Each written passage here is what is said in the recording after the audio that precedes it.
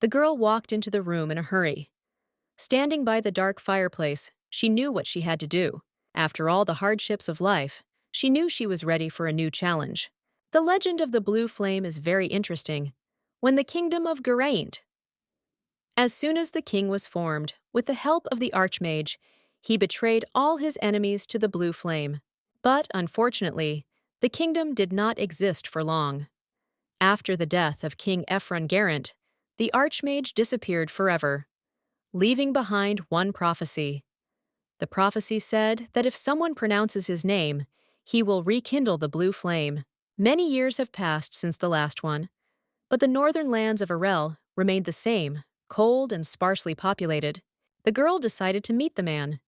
He was extremely surprised and immediately wanted to know who she was. The young girl greeted him and said that she was very glad to meet him. At the same time, she named his real name. An unknown rage raged in the man. He was confused as to how she could say his name. He screamed and wanted to know who she was. The girl was puzzled by such a question and involuntarily asked herself the same question. But she knew one thing, that she was the most ordinary villain. The young girl lived an ordinary life and was unremarkable in no way. An ordinary office worker who was often sent on business trips. But, unfortunately, the last business trip ended badly. The girl got into a plane crash. But fortunately, the girl got another chance to live her life. She was reborn and became the heroine of the novel Lady Catherine. The work is about a sweet but unhappy girl who captured the hearts of 5 influential men who held high positions in the kingdom. The young girl was reborn, but did not become the main character. She didn't even become a supporting character. She was reborn into the body of a villain. The beautiful girl wanted to kill the main character, Catherine, but she never managed to carry out her plan. Averia Oberon was the Duke's most precious child. The girl had many qualities, but behind her beautiful appearance and distinguished family background, she had a very bad character. The girl had everything one could dream of. But, unfortunately, there was no true love. She dreamed of a prince, but Cassian was only interested in Catherine. The girl tried to kill the main character, but her plan was very bad, so the girl was caught very quickly. The prince was furious with her actions. Crown Prince Cassian. At the end of the novel, Geraint became king and the husband of the main character, Catherine. After being reborn, the girl repeatedly thought that Ivrea didn't understand men at all. She knew that she didn't have to act like the heroine. The girl also knew that the prince and the main character would be better together. The girl hoped that after this story, she would be able to have fun and spend her family's money. The girl said it wasn't murder, just an attempt. She claimed that since Catherine was alive, everything was fine and there was no reason to worry. The prince was furious. The girl did not let the prince keep his word and said that she would break off the engagement with him. She decided to leave high society and live remotely in peace. The prince was shocked by her words. They were so unexpected that he was speechless. As she left him, she said with a smile that they would never see each other again. After the engagement was broken, the Duke sent the young girl to one of the family estates in Arel. The estate was in a very cold and deserted place, which was located in the far north. The girl was in the room with the maid. She was very frozen and furious from the fierce cold. The maid only quietly said that she could bring hot tea. The girl was shocked and did not understand how they could live in such conditions. Evria asked the maid why there was no fire in their house. The maid said that black acacia grew on their land, and because of its density, the tree was not suitable as firewood. And their wood supplier, who they had been working with for more or less 100 years, suddenly terminated the supply contract. Everia asked the maid if the company that supplied them with wood, by any chance, belonged to the first prince's family on his mother's side. The maid confirmed her question. The first Prince Leiden lost his mother very early, who was from a family of counts.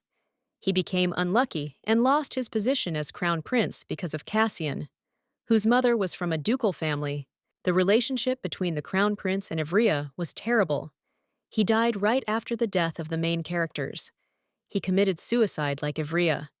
However, now he decided to spite her in this way. Everia told the maid to throw some black wood into the fireplace. The maid was a little embarrassed, but the girl said she had a trick up her sleeve. After that, a new story began. The girl named the archmage, about whom she read in a book. She called Theocharis, and he came to her. Looking at him, Evria asked whether it was better to address him simply by his name or to call him the demon Theocharis. The great archmage, also known as the founding hero, is actually a demon from the Bluestone. Garant, the founding king, signed a treaty with him to create a kingdom. Looking at the girl, the demon said that she was a descendant of a man who became king. He also noticed that she had a different energy. Everia said that she would tell him later, but now she wanted to make a wish. Evria said that she needed the power of his flame. The demon asked what she wanted from the power. He began to list all the options, but the girl said that she needed ordinary fire. The demon was shocked, because he had never heard anything like this before. The girl asked him to light the fireplace, because she had a problem with it, and she was very cold. She also said that after that he could go free. He stood there and didn't understand what was going on. The girl told him to just light a fire and leave quickly. The demon fulfilled her request. She thanked him and said that he could now leave. Theocharis came very close to her and said that the demon that the girl summoned made one lifelong contract. Everia sat with the demon near the fireplace and frantically enjoyed the warmth. The girl sat smiling and looked at the fire. She told the demon that she thought the flame would be blue. Having warmed up, she looked at him and asked, with a misunderstanding, if demons were really so stupid that they had to fulfill a person's wishes for the rest of his life. Theocharis said that usually he was paid for this with blood, war, pleasure. He also said that the king, who was her relative, gave his firstborn. But he was puzzled by the fact that she had summoned him and not paid him in any way. Evria said that since she had summoned him, she would take responsibility for his stay. He was glad and asked if she would allow him to kill and fight. She looked at him and said that she would provide him with food and a place to sleep. He was shocked. She looked at him with bewilderment and asked what he wanted her to entertain him with. Theocharis, with a grin on his face, asked the girl what she was good at. Evria looked at him with contempt and said that if he fulfilled all her wishes, then he should not eat or rest, but go and stand against the wall and look at it with his face. The demon stood and thought about the situation. He did not understand why she was acting like this, and he thought that he was in deep trouble. Evria looked at the demon and realized that he was even very beautiful. She knew that she took better care of him than the crown prince. She called him by name. The demon thought she was being very cruel. He asked her to call him Harry. Evria said she wanted to make a wish. He told her he wouldn't think about fighting anymore. Evria looked at him and said that wasn't what she meant. The girl asked him not to kill her. The demon said that he could not kill the one who summoned him. She looked at him and said that he should protect her then. She also asked him to change his appearance, since he is very handsome and it will attract attention. Harry came closer to her and asked her if she thought he was handsome. The girl asked him why he was surprised. It wasn't the first time he heard that. Harry said that he thought she didn't notice his beauty, and that's why she looked so indifferent. He agreed to her wish and changed his appearance. After the transformation, Harry asked her if she liked his abilities. Everia said it was very cute. She stroked him.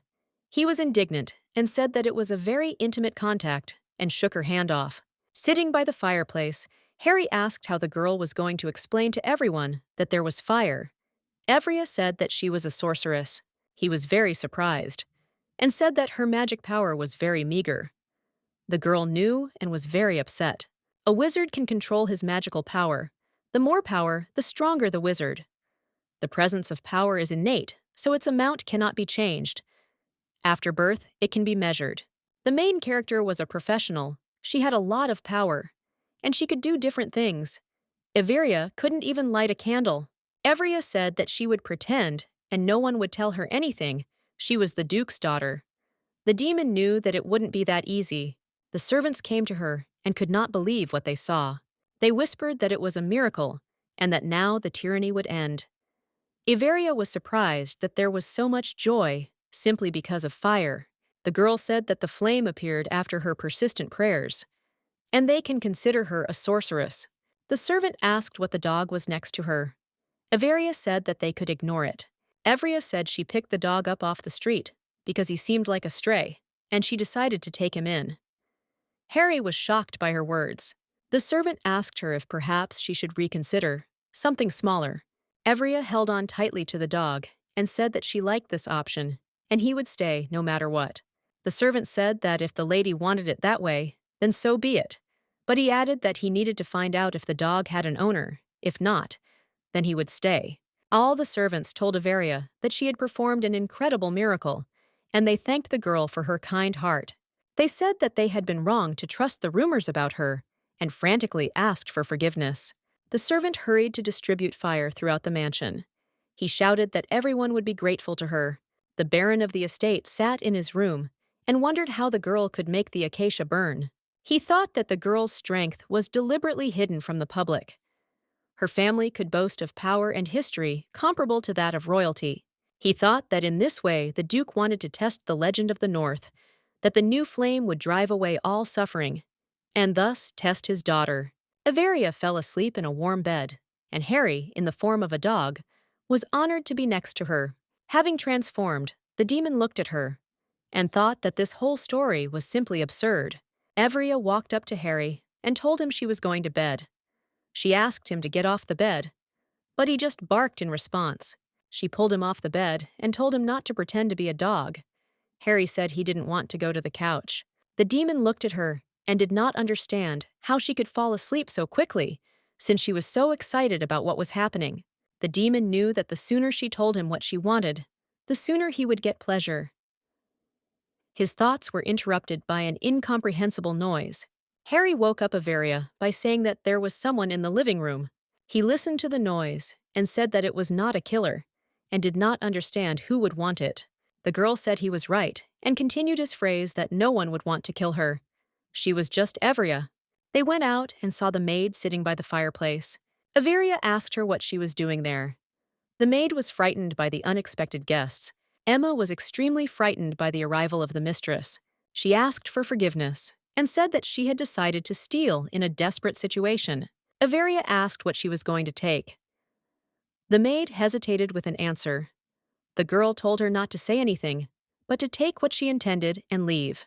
Averia said that she was not interested in the objects and valuables in the house, especially if she was so desperate to steal them.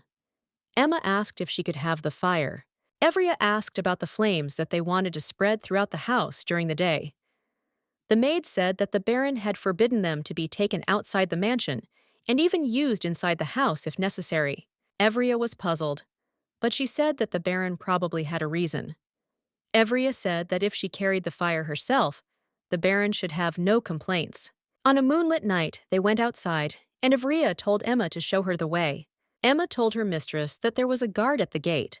Averia had no intention of turning back, and she continued on her way with an assertive step.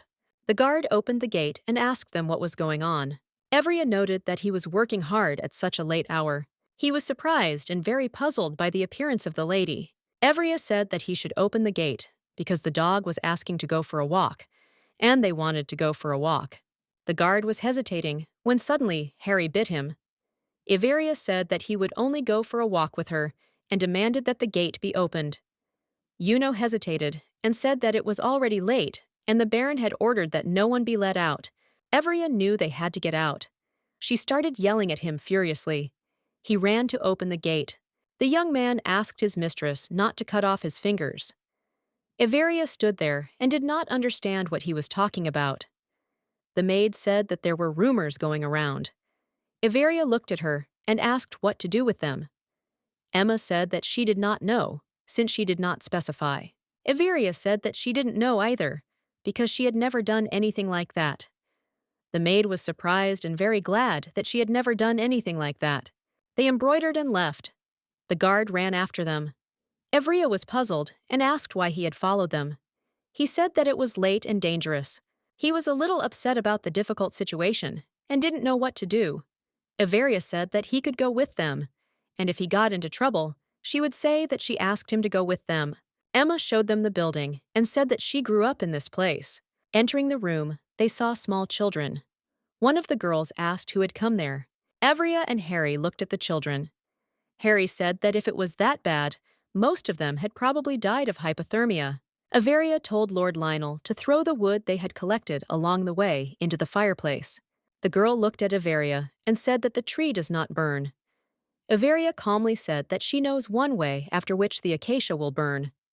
Everyone was surprised. Averia carried the lamp with fire to the fireplace, upon Averia, and she knocked over the lamp. The fire went out. Everyone cried. Emma said that without the fire the children would freeze. Averia looked at Harry and told him to light the fire. He looked at her and said there were quite a few witnesses. The girl said they had no choice. Harry obeyed the summoner's wish and lit the fire. The fire was bright and big. The seemingly small, nondescript fireplace became truly enormous. One of the girls said that Evria was a sorceress. She just smiled and said that it would be their secret. Evria asked the servants to keep quiet about what they had seen. Emma remained in the small house, and Evria and the man left. He ran so fast after her that he forgot his sword. The next day, Evria walked through the house, and all the servants were sickeningly polite and courteous. Everyone who saw the state greeted her with a smile and saw her off, and always said something pleasant. Emma asked the mistress if everything was okay with her. Everia only asked what was going on with the people in the house. The maid smiled and said that they were all locals, and they knew what the girl had done for them. Everia met with the Baron and asked him why he was not distributing fire. She said that if he had no special reason, then he should distribute fire to all the locals. He agreed with her and said that he would do everything. The maid said that they were all extremely happy that the mistress had done this, and now they knew her true face. Evria sat and thought about everything. She knew she had to do the right thing to Evria and said that Prince Cassian had arrived. Evria was puzzled and shocked. She never expected to see him. As she walked to meet him, she wondered why he had come. After all, they had broken up. Everia remembered the affair and knew that there had been nothing of the sort. She hoped that he would not cause her any trouble. The prince sat and drank tea. Seeing the girl, he said that she looked much better than when she was in the capital. He made a little joke about her, which was highly inappropriate. Everia asked eagerly why he had come. He said he came to see her. The prince said she didn't have to pretend, and he knew how lonely she was without him. The girl knew that this was how he always kept Everia close to him. And she, blinded by her love, did everything he wanted. Everia looked at him and realized that Harry was much more attractive in comparison to him. The prince said he had come to console her because he thought her heart was broken.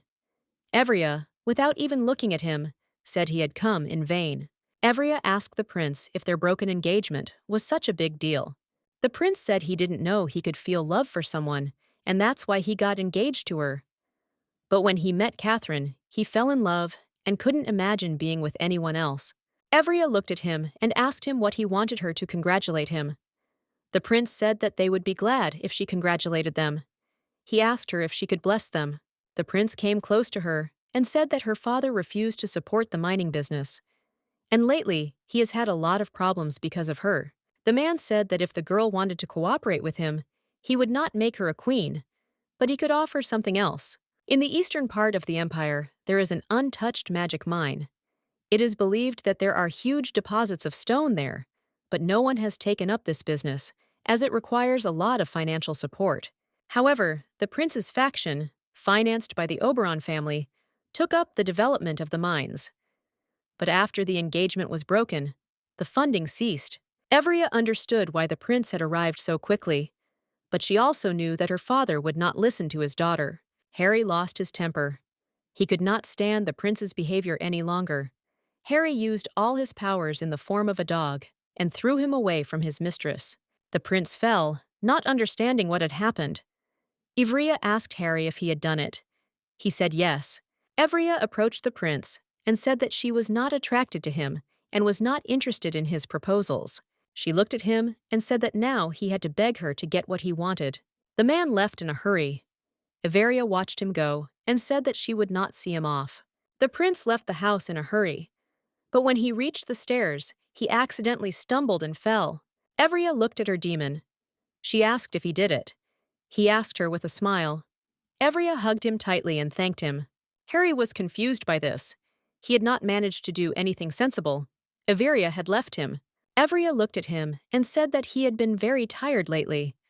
Since his legs had weakened, he had fallen more than once. Evria said that, of course, a weak body was not a death sentence. Evria was sitting with Harry. He asked her if she was happy or not. Evria looked and said that she was pleased, since they got rid of the man who was talking incomprehensible nonsense. Harry said he was glad she was happy, but he was sad. Averia was confused for a moment, and said he said that every day. The demon wanted to shed blood. He persuaded her to start a war. Harry said he couldn't help but deal with the prince for her sake, but he stopped himself from killing him. He asked her if she would let him kill. The girl gently stroked his hair and said that he was a smart boy and needed to calm down a bit. He furiously told her not to mistake him for a dog. Averia said he had nice hair, and that being a dog had nothing to do with it. The girl offered him a cake and said that he takes everything she gives him, and asked if he noticed how surprised the maids are when they eat. Evria said the maids thought she was eating for 10. The demon said that he was just stress eating, and there was nothing he could do about it. The girl looked at him in surprise. Harry said that killing is a basic need for him, like food for people. He also said that he will not die if he does not kill, but abstinence is a very painful death for him. Evria asked Harry if he could use some other methods. He looked at the girl with confusion. She was desperate to know about other methods. He asked how old Averia was. She said that she would be 18 this year and would be an adult. Harry said she was just a child, and he wouldn't tell her anything. The girl asked him how old he was. He said he was 2,176. The young beauty looked at him and said that he was a grandfather.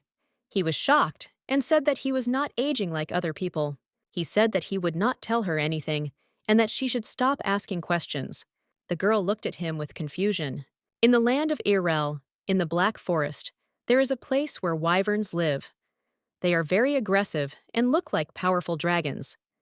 Since they hunt people, it is necessary to monitor their population. To do this, it is necessary to destroy the laid eggs. In order to get rid of the monsters, the locals need help. The royal family helps in the destruction of monsters, thus helping the family Errol. But if the northern route is attacked by beasts, then the royal family will suffer losses due to blocking of supply routes. Now the girl understood why everyone whom Catherine had exiled arrived in Arel. First, Prince Leiden-Gurent. He is known for his bad relationship with his girlfriend. Royal Knight Commander El Royce. He also did not get along with Avery. The girl wanted to sit in the room and not leave it until the men left. She consoled herself with the fact that they were in different buildings and would never be able to meet. But unfortunately, the opposite happened. The prince saw her and said that she looked beautiful. The girl did not understand why they met. She just wanted to visit the warm spring. Despite the meeting, she thought that she should have stayed in the room. Evria said that she did not expect to see them, as she knew that they were busy. The prince looked at her and said that she looked very good after turning the royal capital upside down. The girl didn't care about his words. She worked in a trading company, and her boss was constantly grumbling about something. She had already gotten used to ignoring him. Evria said that if he was done, she could leave. But the prince didn't want to let her go that easily. He said that she had done well after nearly sending a man to hell. Evria went on the defensive, saying that the girl's life had not ended, and that she was fine. She also reminded him of how he had cheated on his fiancés with the main character. Evria said that she certainly did not accept the prince back, but she was guilty of taking such extreme measures. In order to correct the situation, she will live in this forgotten place and stubbornly atone for her guilt. Everia asked the prince if he believed that villains could change. The girl said that the prince was going from one extreme to another, and she feared for the people. The girl enjoyed the warm spring on such a cold day. But she did not understand why he did not sit with her, but sat so far away. He said he was comfortable like that, but she screamed that they should sit next to each other and look into each other's eyes. She was not going to give in and screamed at him to come to her, but he said he would not. Evria asked if he was shy. She laughed at him, saying he was such an innocent grandpa. He shouted in rage that she should not call him grandfather. Harry came to her and told her what she would express. The girl froze in bewilderment. He picked her up and said it was time to go. Evria froze and couldn't say anything. They met eyes and looked at each other for a long time. Evria stood there, surprised that all her clothes were dry. Harry said it was magic. He said you had to be careful when you evaporated the moisture. After listening to him, she said that he was just like a hairdryer. He was excited and asked who the hairdryer was. Averia explained that a hairdryer is an object that can be used to dry hair. Harry said that it must be the best hairdryer since it dries so well. She decided to agree, since she saw no point in arguing with him. They walked and saw a young man. It was Lord Elroyce. When he saw her, he turned around and walked away. She was surprised that he just walked away. Harry said that the boy reminded him of the man who was next to the previous summoner. They were discussing the young knight. He was a silent man by nature. Harry laughed at him a little. Evria told the maid that the hot spring had relaxed her so much that she wanted to sleep. When she entered the room, she saw Harry lying down to cover the bed. She was confused and asked him what he was doing on the bed. She came up to him and said she was so sleepy that she asked him to stop messing around. Harry said they usually slept together. He was telling her, in all seriousness, that he wanted a bed. He was telling her that she, too, needed to feel how painful it was to hold back your basic needs. Evria said that another time she would listen to him whine, but now she was very tired and wanted to sleep. She took a pillow and left. Harry was shocked. This was not what he wanted. He did not want her to sleep on the couch. Tired Averia was sleeping peacefully on the couch. She fell asleep quickly, despite all the inconveniences. Harry came to Averia. He looked at her with a frantic desire. She did not understand what he was going to do and asked him to get off her. She pushed him away and said that he could whine as much as he wanted. She would not start a war. It was hard for her. She asked him to get off, saying that he was very heavy. Evria was there, frightened by the demon's behavior, and asked if everything was okay with him. But he did not hear her. His thoughts were far from her. He leaned over her and said that it was very hard for him. Harry bit Avery's neck. She hit him to bring him to his senses. He was shocked by the girl's behavior. Averia asked him if he had come to his senses. Harry asked the girl, confused, why she hit him, since he hadn't done anything. The girl was furious. She showed him her neck and said that he had bitten her and almost eaten her. Harry was shocked. He didn't understand what was happening and how he could do such a thing. Harry said he warned the girl. After all, he had reached his limit. But he says he didn't know something like this could happen. The demon said that he usually didn't behave like that, but he hadn't felt someone else's blood for a long time and couldn't control himself. Evria said that they needed to come up with a way out of this situation as soon as possible. They sat and read books. But, unfortunately, there was no useful information. The girl did not understand why they would call a demon for something as large-scale as revenge, war. He looked at her and said that this was a normal phenomenon, and not to start a fire. The girl seriously thought about what she could do. Harry said that she could start a war. That would be the easiest thing. Evria was offended because she was trying so hard to help, and he was just making jokes. Harry said that she was just afraid of being eaten, and that she was helping him. Evria thought about it, and said that if he only wanted blood and not flesh, she could give him some of her blood. He stared at her. He didn't want to continue the conversation with her, as he considered her a trifle. Evria heard a noise. An army was gathering outside the window to fight the monsters. The maid said that the young warriors would have to fight them for more than a month, since they were vulnerable to sunlight and could only be reached at night. Averia was very upset, since she would have to hide in the room for a long time, so as not to meet with men. Averia knew that ordinary people could hardly kill animals. They even had great difficulty breaking eggs. Looking at Harry, she asked if he could handle them. He looked at her and said that he didn't know what kind of magical power he had. Averia smiled and said that he was going to war. To unwind a little, Harry was very happy with this news. One of the soldiers called his commander to look at the nest. What they saw shocked them. There were broken eggs and many bodies of slain monsters. They had all been killed. The whole week, the killing of monsters continued. The prince was shocked by the soldier's report, since one wyvern was difficult to kill, and here the death of a pack every day. The soldier said that the search party is investigating this case, but, unfortunately, there are no results. The prince was frightened because a beast stronger than the wyverns had appeared. He was thinking about help from the capital. The soldier said he did not think another animal was involved in the situation, as traces of fire were found on the animals' bodies. The prince said that their opponent was smart and very strong. He wanted to know what the probability was that it could be a human. The prince did not know what to do, and how the royal family would react to everything. He was supposed to take the hereditary place, but after the death of his mother, the king got married and his second son took the place of the crown prince. The queen sent the prince to dangerous places at every opportunity, hoping that the young man would be defeated.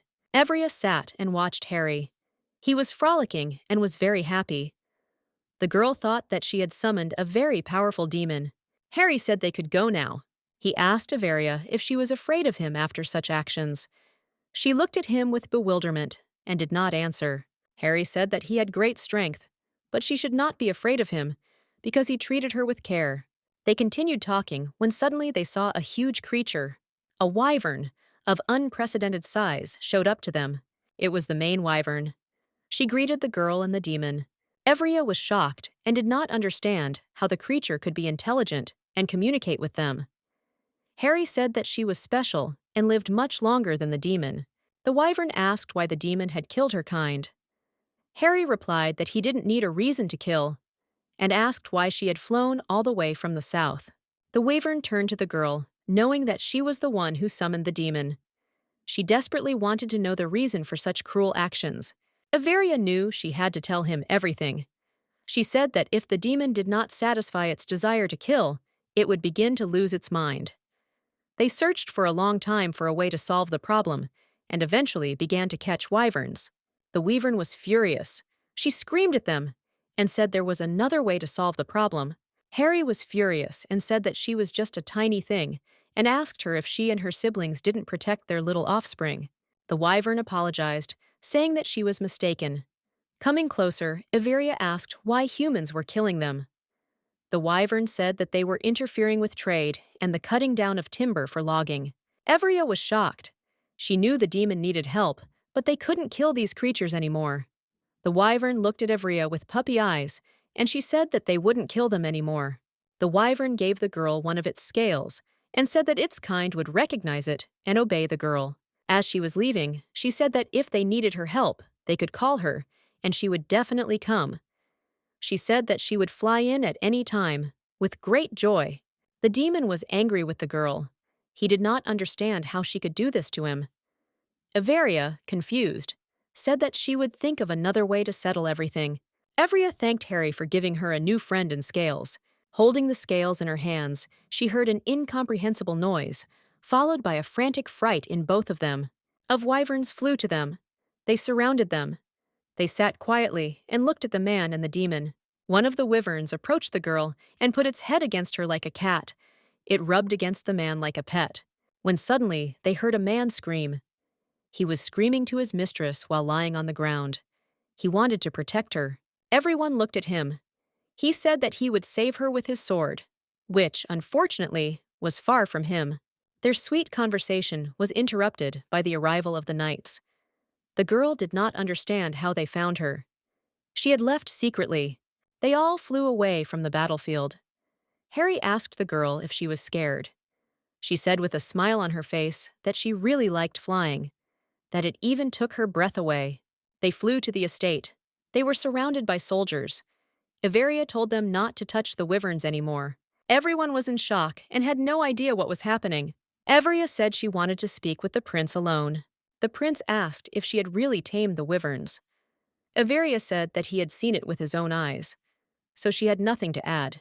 He said with hostility in his voice that he was not going to tell the royal family anything. Averia asked him only one thing, that he tell the family that the problem with the wyverns was solved. He looked at her and asked what he would get in return. She said it was a good way to mend fences, since the royal family would no longer be interested in their lands, and the prince would not have to see her anymore. The girl said that this problem was very important to her. She did not want to solve it with the crown prince because she did not like him, and he had behaved rudely towards her. In the original story, Leiden suddenly disappeared after Cassian became king, and a few months later, only Leiden's bloody watch was found on a distant mother. He accepted her offer with fury in his voice. The girl said that they would discuss all the details tomorrow, as it was already quite late. Evria left the room. She really wanted to go to bed. The girl saw Lord Elroyce behind her. She asked why he was following her. He said that it was already late, and he could not allow her to walk alone. Evria was shocked. She had never heard such a clear, soft voice before, and she was confused by the fact that he spoke so rarely. Evria said he had a very beautiful voice, and he should be able to talk all day long. His family was famous for its knights, but unfortunately, he was not like his brothers, and partly because of his voice, they made fun of him. After he grew up, he learned that his brothers were just making fun of him because they were jealous. He was the purest blood and had an advantage over them. As he grew older, his voice changed.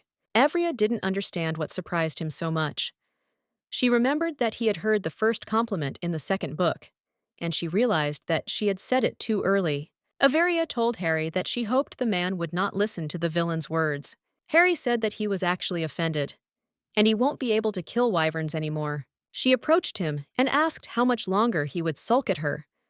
The demon recoiled from her. Evria said that she knew how important it was for him to see blood. She said that she would definitely find a way out and help him. She just asked him to wait and asked how much time he had. Harry said he has about 2 months if he doesn't use the Force, but if he does, turns into a dog, then about a month. Averia said that if she didn't succeed, he would wring her neck.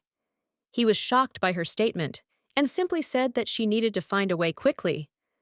Harry said that she should share her plan for the prince.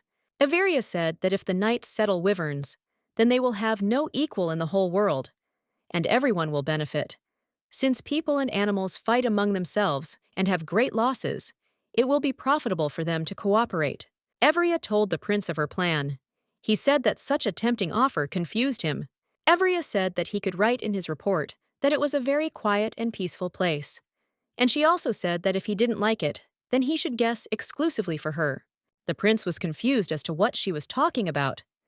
She said that their family had canceled their timber supply contract. He was shocked. He said the deal was good for his family and was confused as to why the contract had been canceled. They both thought the situation was very suspicious. Averia and the prince wondered who would benefit from breaking the contract. The prince said he had a good informant, and he would contact him. Luke is the leader of the Information Guild. He obtains information of any kind and place. A master of disguise, a close friend of Prince Leiden. They met purely by chance when Leiden was in hiding. After overcoming various hardships in life, they became best friends. Leiden said he was in debt to Evria. The girl said she only accepted payment in cash. Evria stood with her new friends and watched as the knight was unable to mount the beast. She had heard rumors, but wanted to see for herself. They had problems with the knights, so they were recruiting a new team that could cooperate with the wyverns.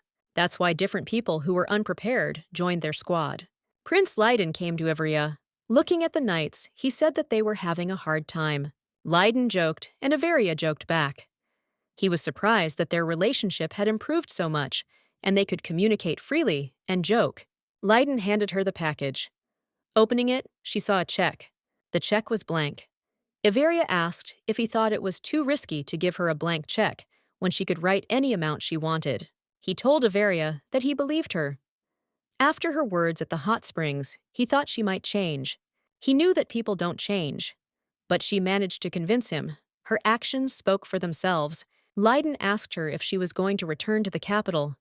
Averia said it was not up to her. He looked at her and said that they would see each other there soon. The girl looked at the check and realized that she could only get the money from the central bank.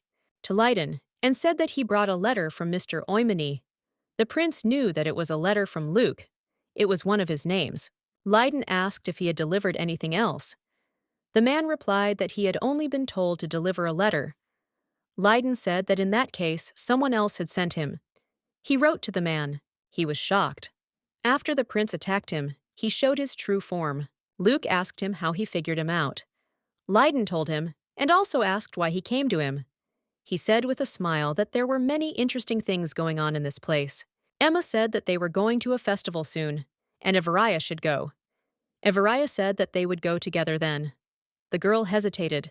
Emma said that she should go with the prince. Averia was shocked and did not understand why she should go with him. Their conversation was interrupted by the arrival of a guest, whom no one expected to see. Averia came out and saw Lord Elroyce.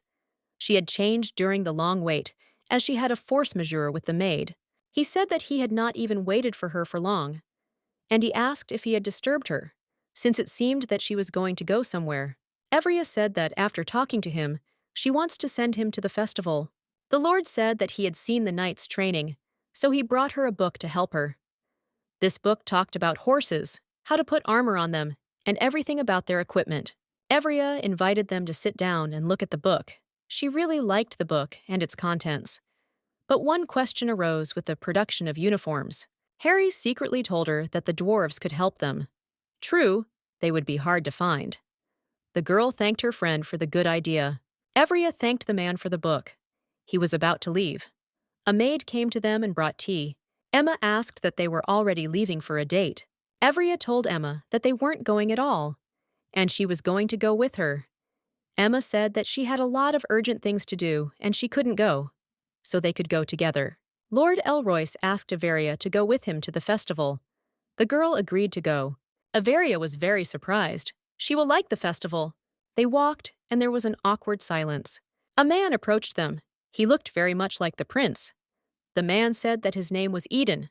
The men began to argue among themselves.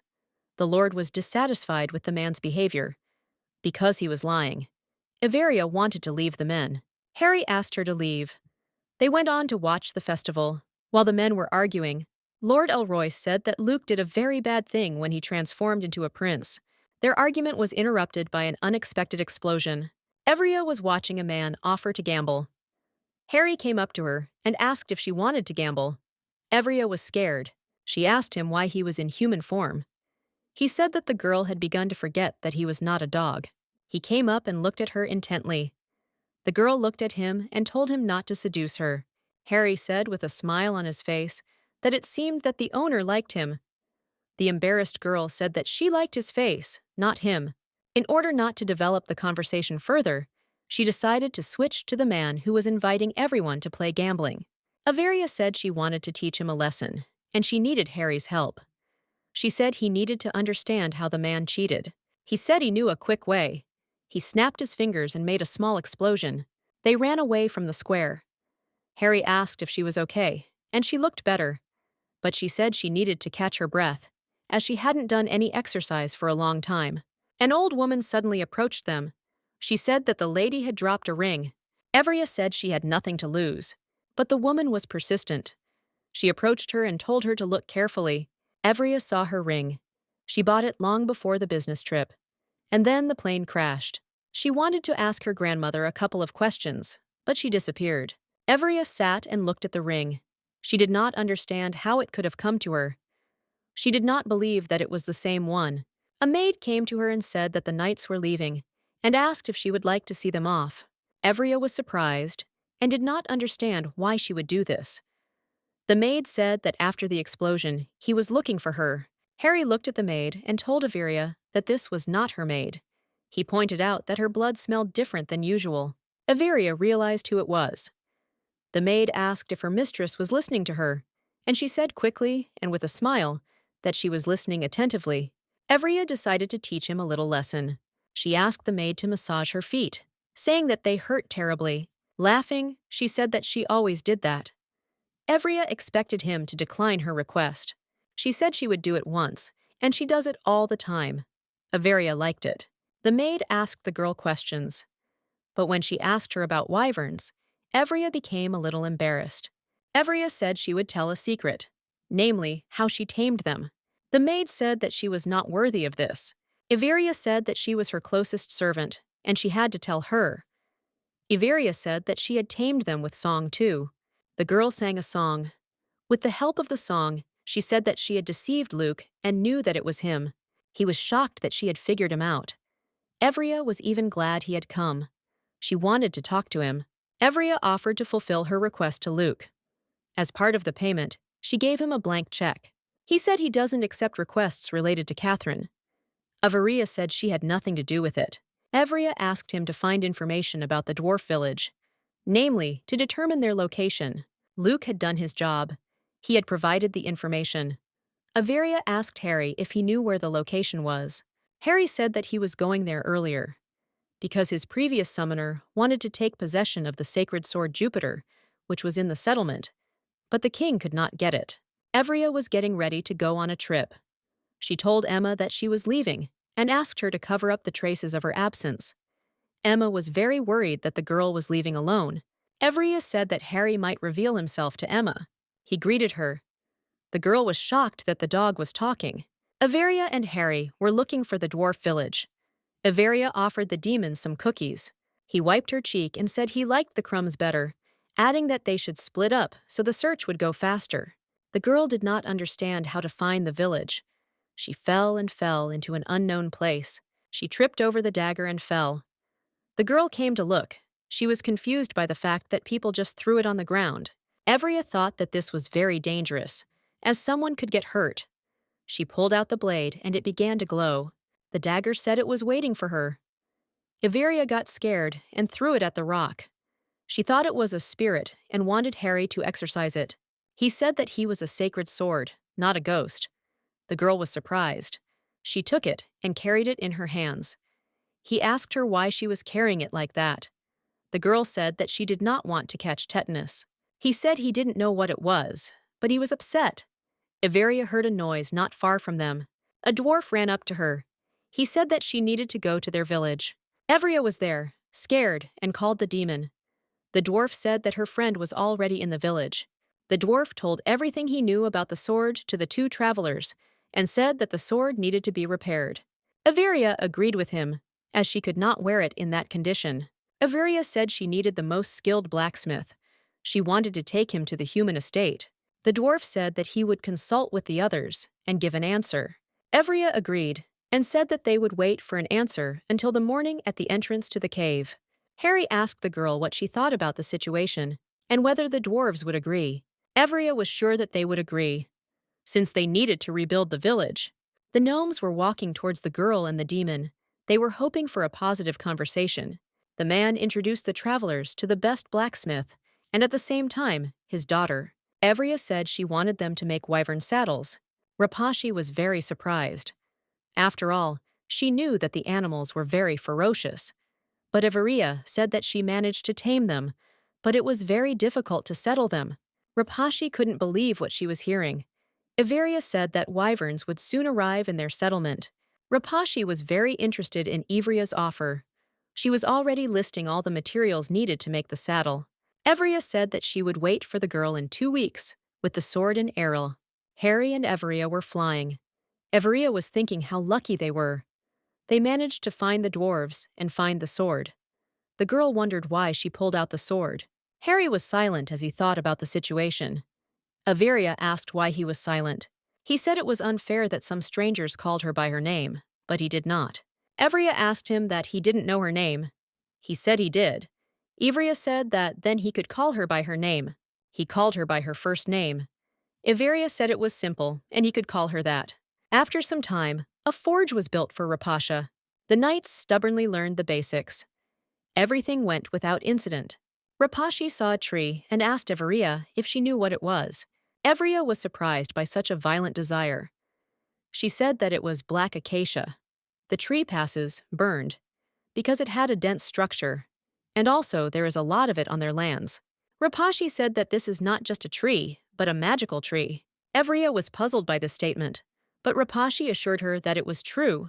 The girl said that the tree does not burn because the magic contained inside prevents combustion.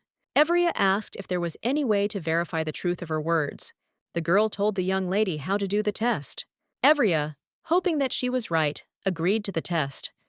After all, she knew that the elk tree was truly magical, and Arel would change the situation on the market. Averia knew that if she had a lot of troubles, since Errol's enrichment would attract many unnecessary glances, but the girl knew that there was no other way, since it was necessary to purchase material. After thinking about it, she decided to shift a couple of her problems onto her father's shoulders. A couple of days later, Rapashi really proved her point. Averia was amazed by what she saw. Averia sent the finished sapphire to her father. Averia waited frantically for a response, hoping for a positive result. Averia decided to start training in fencing. Her teacher was Lord Lionel. He really wanted to help her, so he broke out himself. Averia hoped that the young man would make a good teacher, as he was a bit clumsy. She had many problems and was afraid that he might also strive for fencing. Averia accepted the young lord's help. He was very happy that she decided to accept his help. Lord Lionelli was desperate to show Averia what he could do, but he was a little confused and couldn't do it. The Holy Sword told the girl that he wasn't that bad. His movements were chaotic, but he was in good physical shape. Sword was confident that if the young man trained well, he would be able to achieve good results. The sword told the young man how to stand properly. Averia relayed his instructions. She said that he needed to spread his legs wider. He listened to the advice. The sword also said that it was necessary to relax the shoulders and straighten the back. Averia obediently conveyed everything. The Lord told his mistress that his movements had become much more natural. Averia was very happy that he was doing well. With each training session, Lord Lionel got better and better. He was very pleased with his achievements. Every day, Averia saw better results. But the center was still a little limping. With the help of Jupiter, he was able to achieve great results. Jupiter was proud of his student. But, unfortunately, Averia herself had a very weak body, and she could not even run 2 laps on the court, and hard training did not help. Jupiter said that most likely, her innate magical power prevents her from achieving good physical fitness. Averia knew she had very little magic power. She asked Jupiter why he chose her. He said he thought he could be useful to her. Averia asked him if she was the weakest of all his wielders. He didn't know what to answer and remained silent. Averia desperately wanted to know the truth. Approached Averia and asked to show her the blade. She was confused. After her angry expression, they became frightened and hesitated. The knights said that she had not come to train at all, but to help them. After all, thanks to her, Sir Lionel had become a master of fencing. One of the knights said that Averia perfect in everything. He admired her skill and fencing abilities. Averia tried to convince them that this was not the case, but they did not believe her words. The knights said they would be faithful to her all their lives. She trained them every day. Every training session, she pointed out someone's mistakes, praised someone else. She enjoyed training them. Harry said he knew this was what was coming. Averia told him to sit and be quiet. Averia's father came to the site where they were training. He said hello and said that she looked good. Averia was very surprised. She did not expect him to come to her personally. They stood and looked at each other. The atmosphere was very tense. Jupiter asked Harry about the girl's father, as he noticed that they did not get along very well. Harry said that they were enemies like a curse. Averia said he could go and watch the girl make gems. Her father told her to walk him home. Averia was surprised and didn't know what to do. She didn't want to go with him at all. Harry and Jupiter were discussing them furiously. Father and daughter were like 2 peas in a pod. Averia didn't want to listen to them either. She asked them to be quiet. Averia told her father that they could go and showed him the way. Since the forge was very far away, Averia suggested that he go by carriage, so that it would be faster. He said that he did not want to go. He preferred to walk. They walked through the green forest, and there was an awkward silence between them. Averia wasn't even surprised by this behavior. They never had a warm relationship. They didn't act like father and daughter. The man said that Averia looked very good. Averia was shocked. She never expected her father to say something like that. Averia said that everyone here is very kind to her, and that is why she is so happy. Father almost fell over. Her words confused him. He said that he had never heard from others that northerners were kind. Averia smiled and thought that he had a very villainous face. She said it wasn't like that at first. Her father said he knew and praised her, because she worked very hard. Averia thought about his words. Since she had only sent him a letter once, and it had only talked about stones.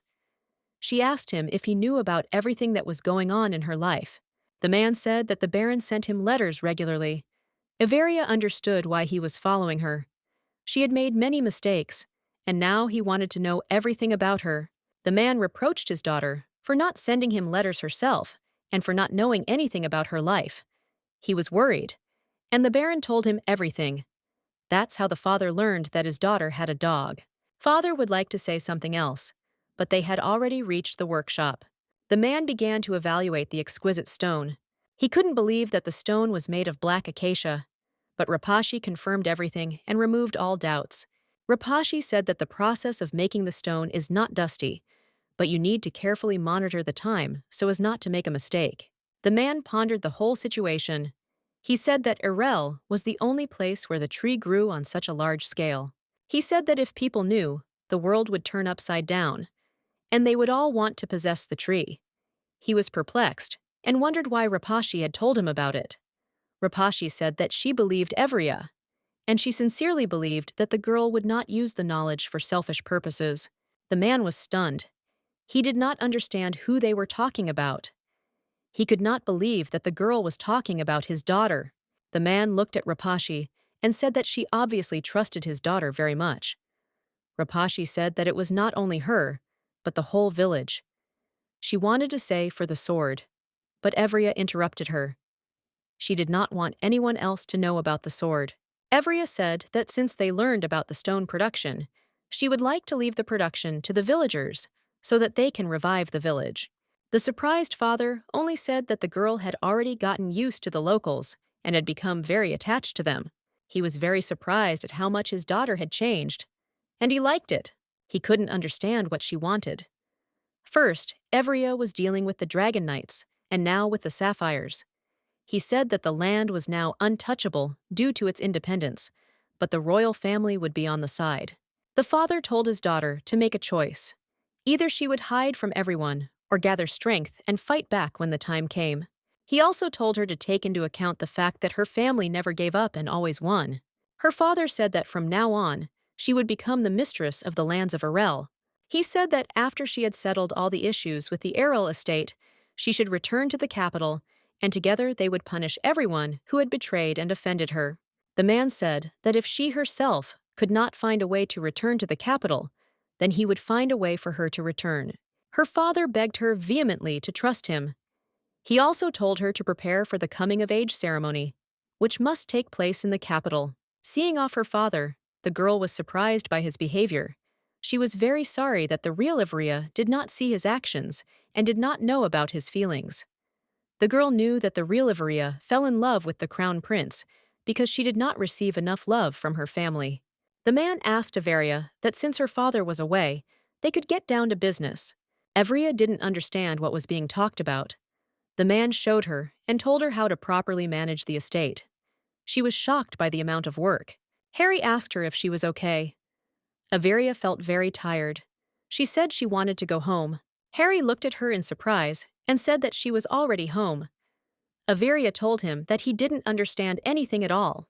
To escape from her problem, she changed the subject, saying that he had been holding himself back lately. Jupiter suddenly asked what was holding Harry back. Harry was furious. He told Jupiter not to interfere in their conversation. Jupiter asked the demon to watch his words. Evria told Jupiter that Harry was a demon, and if he didn't satisfy his needs, there would be big complications. Evria wanted to know how long he could hold back. Jupiter asked the girl if she meant the fact that he had to restrain his indecent demon nature, demanding bloodshed or begging for his sexual desire. Harry was shocked that the sword had given away his secret. Evria wasn't just frozen in shock. The demon couldn't believe she knew the truth. Evria asked Harry if he really needed to satisfy his sexual desire. Harry froze, not knowing what to answer. Harry screamed furiously at Jupiter. He couldn't believe that he had given away his secret. Jupiter apologized. He hadn't known that this fact had to be hidden. Evria was shocked by what was happening. She wanted to know if it was possible to use this method instead of killing. She asked why he didn't use it. Harry didn't give any clear answer. Harry said that he found humans disgusting, and that he had no intention of using that method. Evria was surprised by this answer, but Harry assured her that she was an exception. Harry said that after she summoned him, his scent sank into her soul, and therefore he does not feel any feelings of hostility or disgust towards her. He looked at the girl and said that the method that the sword told about was not suitable. Evria was a little embarrassed, and only asked why this option was not suitable for him. Harry said no one would want to sleep with someone like him. Evria said she was the exception, and it could be done to her. He was shocked by her words. Harry shouted that she was just a child and that she shouldn't talk about such things. Evria said that she would be an adult on her next birthday and that they had no other option. Everia asked Harry if he had slept with his former summoner. He denied it and said that he had never held back his bloodlust while serving the man. Harry was incredibly impressed by Everia's knowledge of demons. Everia said he was a demon, and demons tend to want blood, murder, and sex. He covered her mouth with his hand and said that she was just a child and asked her to be quiet. Harry said that he did not understand at all why she had such a monstrous idea about demons, since he had never done such a thing even in the underworld. Everia was surprised and puzzled, wondering why he didn't do that. Harry hesitated and said that he had little interest in such things and was more interested in the blood. He did not understand why he should discuss such a delicate matter with a child. Everia asked him with interest if, since he had never been with anyone before, she would be his first partner. Harry was very angry and did not understand why she was talking and putting such meaning into her words all the time. He screamed at her that he would not do it. Everia was confused and knew that they had no other choice, as well as time. Everia told Harry that they needed to start testing at least for touch, because if it didn't work, they needed to know in advance. Harry didn't understand what she meant. Everia walked up to him and kissed him tenderly with her nose and passion. He pulled away from her, frozen in shock. Harry couldn't utter a word. He sat on the floor, blushing, staring at Everia, and didn't know what to do. Everia asked him if he liked it, if he was disgusted. She desperately wanted to know if she had helped him. Everia looked at him and said that if he was disgusted or uncomfortable, then they wouldn't do it. After a long silence, he said that he was fine. Everia sat down on the chair with relief and said that they would leave this method for last. As a last resort, Jupiter disturbed her. He told her that if they were to go further in their experiments, then let him leave it somewhere else. Everia meekly agreed. Mass production of stones began. Women who had lost their husbands and orphans were hired. They did all the work together. Harry stood there, confused as to what Everia wanted to do. He didn't know the meaning of the term idol. Everia wanted to introduce Harry to society as soon as possible, and with all her might. He was puzzled and just asked what she was talking about. Everia said she wanted Harry to come out. Harry was surprised and excited.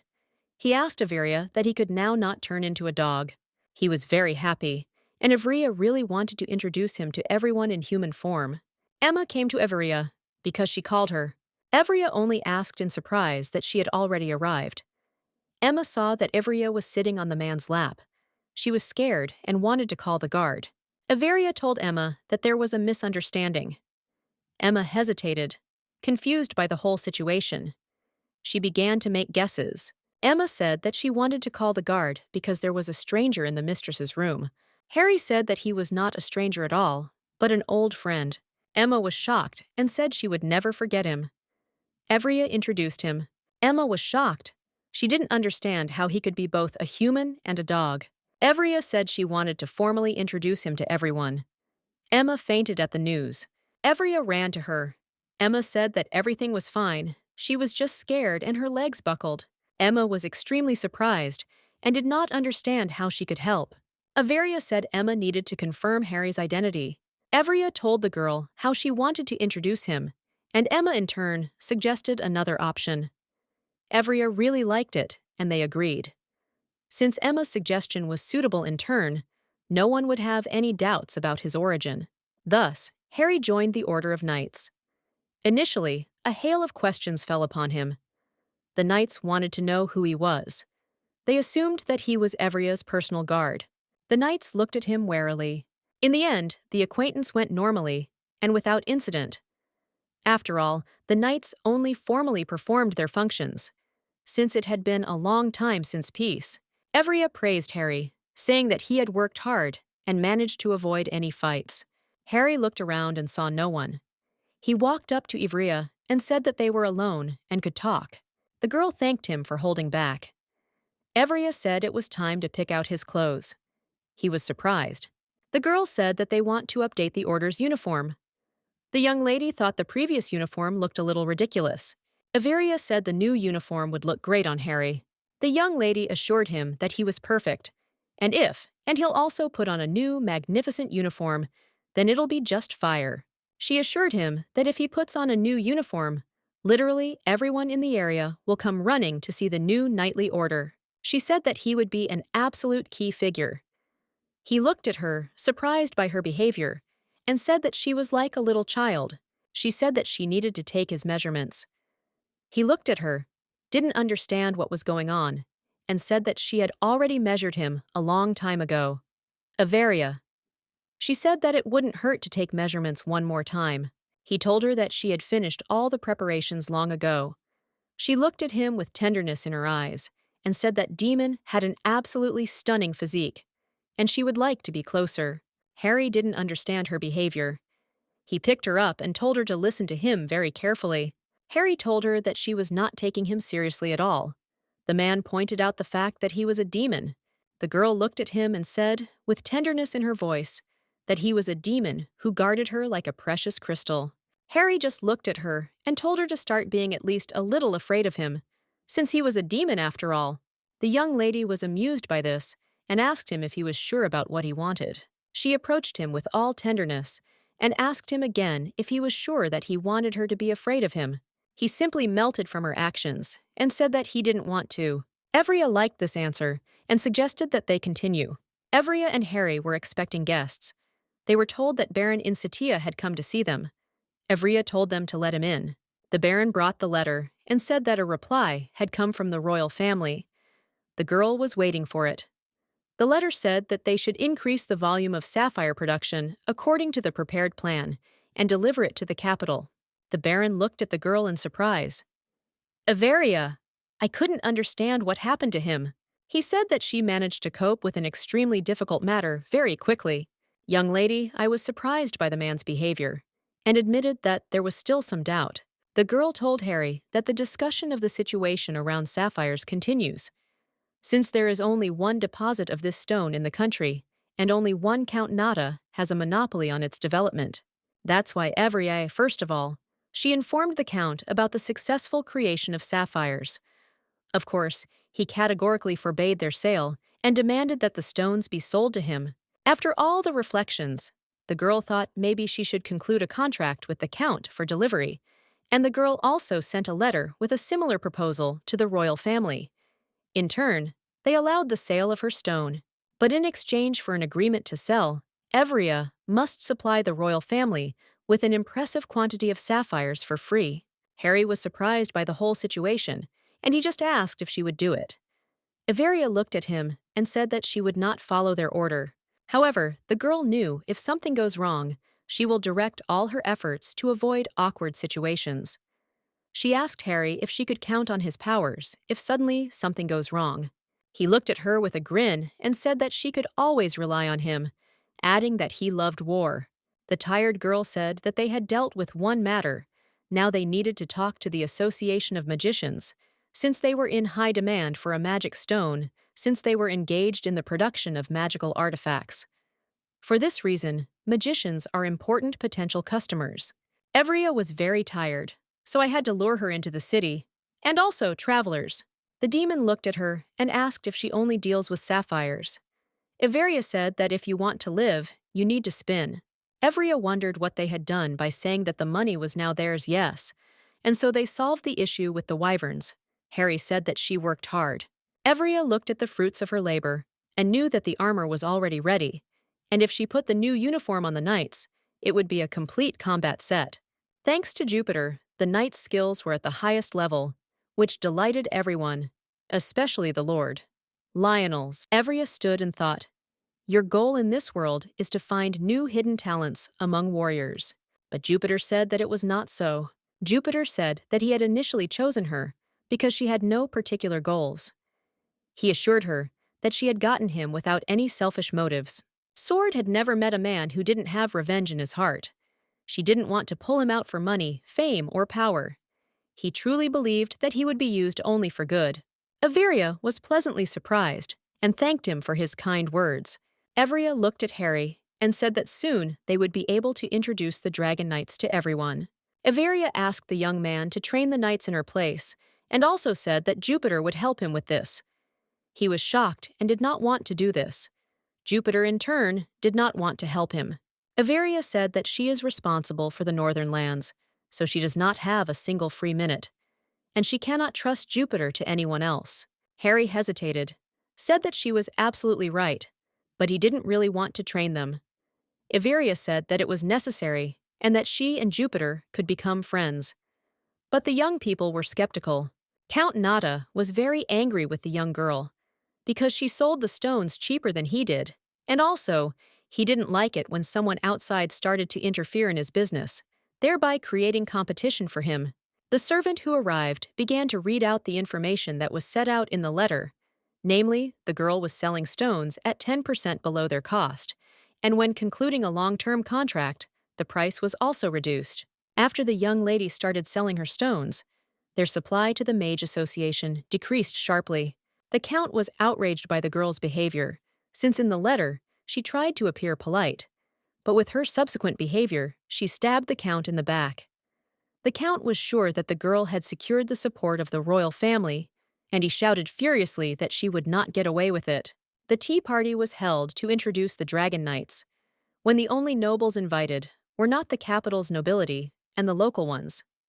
The beau monde was excited, and everyone only talked about Irel. Preparations were underway for tea. Ivrea asked the Baron if the sapphire cufflinks were ready. The Baron brought the girl a whole box of precious cufflinks.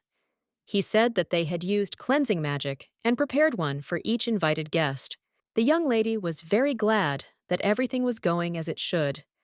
Ivrea said that those who receive the jewelry will spread the word about it upon their return. Then the 100 personal nobility, who pride themselves on following fashion, will flock to Errol. The Baron was surprised by such words. He asked the girl if she had not invited all the capital's nobility to the city. But the young lady only said that it would be very bad to invite them directly and at the same time take advantage of position. The Baron said that some of the signs would still come to them. The man said that Count Nada would grace them with his presence. Evria was a little surprised, since she had invited him only because she expected him to refuse, but apparently curiosity got the better of him. The Baron said that when they examined the hot springs, quite strong currents were discovered. However, its exact location could not be determined. Evria said their priority is to develop the sources and then pass the information on to geologists and continue the research. Their conversation was interrupted by Emma. She came and said that it was time to go to the party. Averia said that she and the Baron could continue their conversation after the event. The Baron agreed with her. Averia. She walked and thought about how much time it would take to change clothes this time. The maid frantically asked her mistress to hurry up, since they had very little time. Harry tried on his new uniform and waited for his companion. Averia came out and saw Harry. He shouted that he was already waiting for her downstairs. Harry saw Averia approaching and froze in place. She was truly beautiful in a white dress. He could not say a word. Averia walked gracefully toward him, a stone of her own making adorning her chest. The girl approached him and saw that Harry was looking at her intently. She asked the young man what had happened. He looked at her and said that she looked different today. She said with a smile that it was true that he had never seen her dressed like that. Evria. She said that the maid had taken good care of her and that she didn't look like herself at all in that outfit and hairstyle. The demon was embarrassed and said that she was very beautiful. Harry said he really thought so, not because she said so. Averia froze in place. Having gathered, they went to have tea. There were a lot of guests. The young lady communicated in a friendly manner and also got to know all the guests who came. The Count approached her and said that it was a great honor for him to receive her invitation. And after thinking it over, he decided to meet the young lady without reservation. The girl said that she was very pleased to meet him and introduced herself.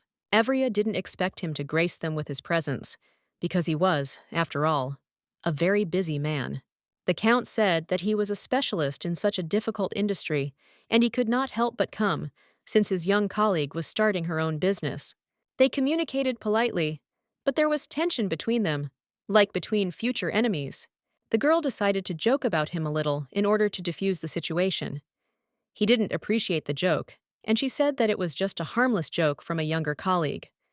So he shouldn't hold a grudge against her, after which she asked her to forgive her, since she had to give a welcoming speech. Evria raised her glass and thanked all the guests for coming. Everyone had been waiting for this moment for quite a long time.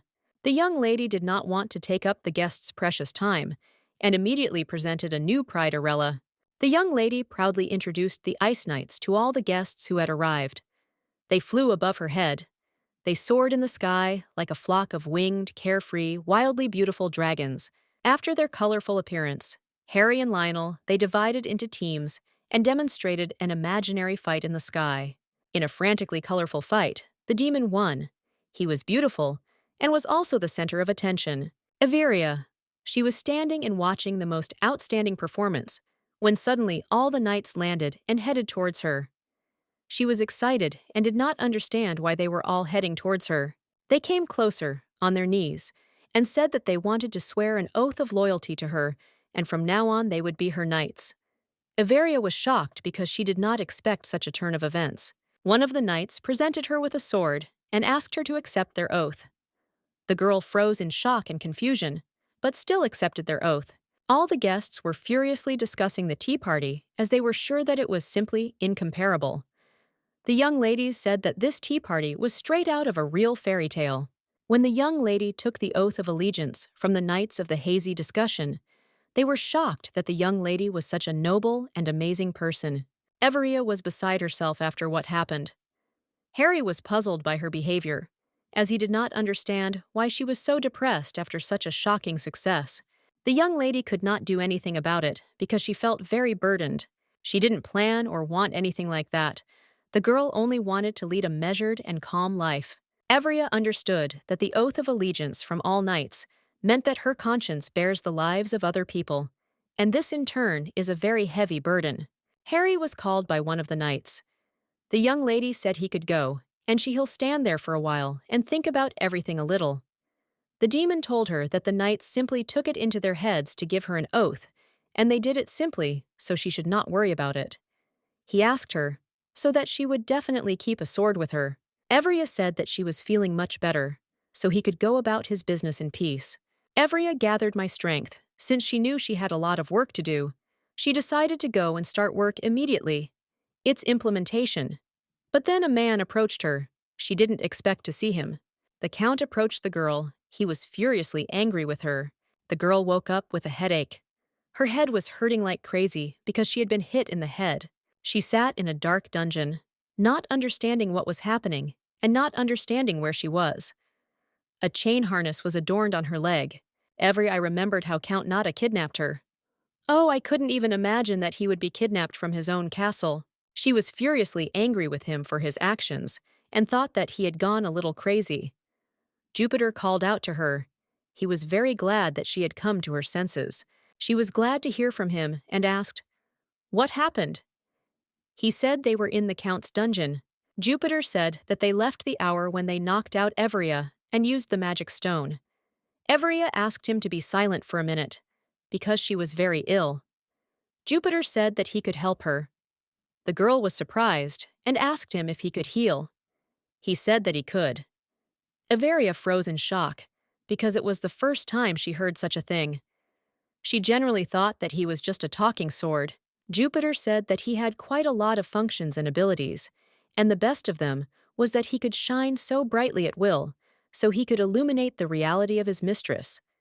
She said that this was all very well, but she would like him to heal her. He said that at the moment he couldn't. Everia froze in bewilderment, because he had just said that he could cure her. Jupiter said that he could only cure her when she was hold it in your hands and scream shrilly. When they arrived at the dungeon, she was searched and her sword was confiscated. She checked the place where the sword used to be and was surprised because it was not in its rightful place. Everia didn't understand how he could talk to her then. He said that he was currently in the reception room with the guards. They didn't consider him a valuable thing, and so they simply put him aside. The girl a little about the task that the sword is not near her, but it is good that he could talk to her, and they could do something. Jupiter asked if she could talk to the demon, at a distance far from each other. Everia! She called her demon for help, he screamed furiously. She was surprised by such behavior, and stated the fact that he really cares about her. The demon told her to talk to him and not lose contact. He asked who he kidnapped her. Of course he made his assumptions, and they were correct. He asked where he took it. Her count and said that he would arrive as quickly as he could. Everia. She looked around and saw something else pleasant in the dungeon, but unfortunately, she couldn't understand anything. She didn't know where she was. The young lady said that she could not find anything to serve as a clue in the search, and asked the demon if he could simply teleport to her. The demon didn't answer her. He asked what was wrong with her sword. His mistress said that it was taken away while she was unconscious. Evria told him to continue looking for the count first and foremost, and after him, he would find, and she also said that she would contact him as soon as she found out any information. A young frightened girl sat in a dungeon, not knowing what to do. She sat and thought about the whole situation. The girl felt extremely depressed because of the darkness around her. She thought what to do if no one will find her, especially the demon. The count came to her in the dungeon. He began to talk with a grin and said that she woke up and came to her senses quite quickly. Evria, she rushed towards him. With a furious anger, she wanted him to get what he deserved. Unfortunately, she didn't succeed, and she fell as before. She was hit in the head, and the old injury came back to haunt her. The count only laughed furiously, saying that she was very self-confident and arrogant, so she fell into her own trap. The girl decided not to miss his prickly bark her side, and answered mockingly. The count looked at her with a grin and said that even at such a moment, she could not keep her mouth shut. He said that she needs to come to her senses and realize her deplorable situation, since only a few people know about the dungeon, her and the heir of the family. So he offered her to make a choice. Looking at her, he said that he was offering her to die painfully here, or give up absolutely everything. Her sapphires. The count showed her a contract which stated that she would transfer the sapphires of her estate to him for 500 years. The count said that he was certainly a businessman and would not take everything for free. He would buy the stones for 10% of the cost of the magic stone. Evria looked at him with disdain and said that his chef will be very upset. The count did not understand. What is she even talking about? She said that the cook was trying his best to prepare dishes suitable for him, with expensive aftertaste notes, and he was standing in the dungeon and talking some utter nonsense. The count was furious and told her that apparently she does not yet fully understand his unpleasant situation. She's Zrenia. Count said that after a couple of hungry days, she would unconditionally change her attitude towards their deal. Evria didn't know what to do. The men stood and looked at the plan of the count's house. The baron demanded more maps of the estate. Harry stood and thought why it was necessary to disguise himself and go so far, since it did not matter at all as long as he could not find his summoner. The baron told them their plan and demanded more information. Evria asked Jupiter how many people were outside the cell, and he said 1 guard, and besides the girl in the cell, there is another person. She began to be overcome by a frantic anxiety. The girl knew that in such a situation she should scream. She forbade herself to lie down and drive herself into apathy. She shouted to the guard that she needs a bath. Everia! She stopped screaming furiously and began to retell the plot of the soap opera. O was surprised when her story was responded to by all men, namely, the sacred sword, the prison guard, and even the kidnapping victim. They ex-hotels find out what happened next and shouted her so that she would quickly tell them the whole story. She decided not to give up and go until she won. She said that she could not tell the story anymore because her throat hurt and she just wanted a glass of water. To find out the continuation of the story, the guard brought water. Evria said that she felt very unwell and asked him to bring a glass of water closer. Evria told Jupiter to turn on one of the functions, namely the halo for 5 seconds. This maneuver was very helpful since he blinded the guard, and she managed to escape from the cell. When the girl left the cell, she asked Jupiter to take care of her head. Jupiter, in turn, asked if she wanted to be completely cured. Evria said it would be strange if she appeared completely healthy after being kidnapped. As the young lady walked through the corridors of the dungeon, she heard a man's voice asking if she had managed to escape and asking her to help him escape. Everia helped. He managed to escape from prison, and he thanked her frantically for saving him. Everia. I asked the prisoner how long he had been held captive. The man said that he could not say the exact time, but according to his internal clock, He assumed that he had been held there for about 6 years. The young lady was shocked by this news. The man said that he was dragged into the cell before he could understand what was happening. The man said that his father was a former count, but his uncle beat him with furious cruelty and took his place. Evria, I sympathized with all my pity that he had to go through. The prisoner said that he could lead her out of the labyrinth of dungeons, since when he was being prepared for the title, he learned about a secret passage that leads outside. The Baron and all the men present were frantically looking at the maps of the Count's estate. They found a secret passage that was supposed to lead them outside, with the help of which they were going to penetrate the castle and begin searching there. The Baron came up with a plan and said that he was pleased with it, and it was not bad, but that several people needed to go for its effective implementation. He asked if there were any volunteers among them. Harry said that he would go alone. The Baron said he knew how a man felt, but to go alone, this is wrong and dangerous.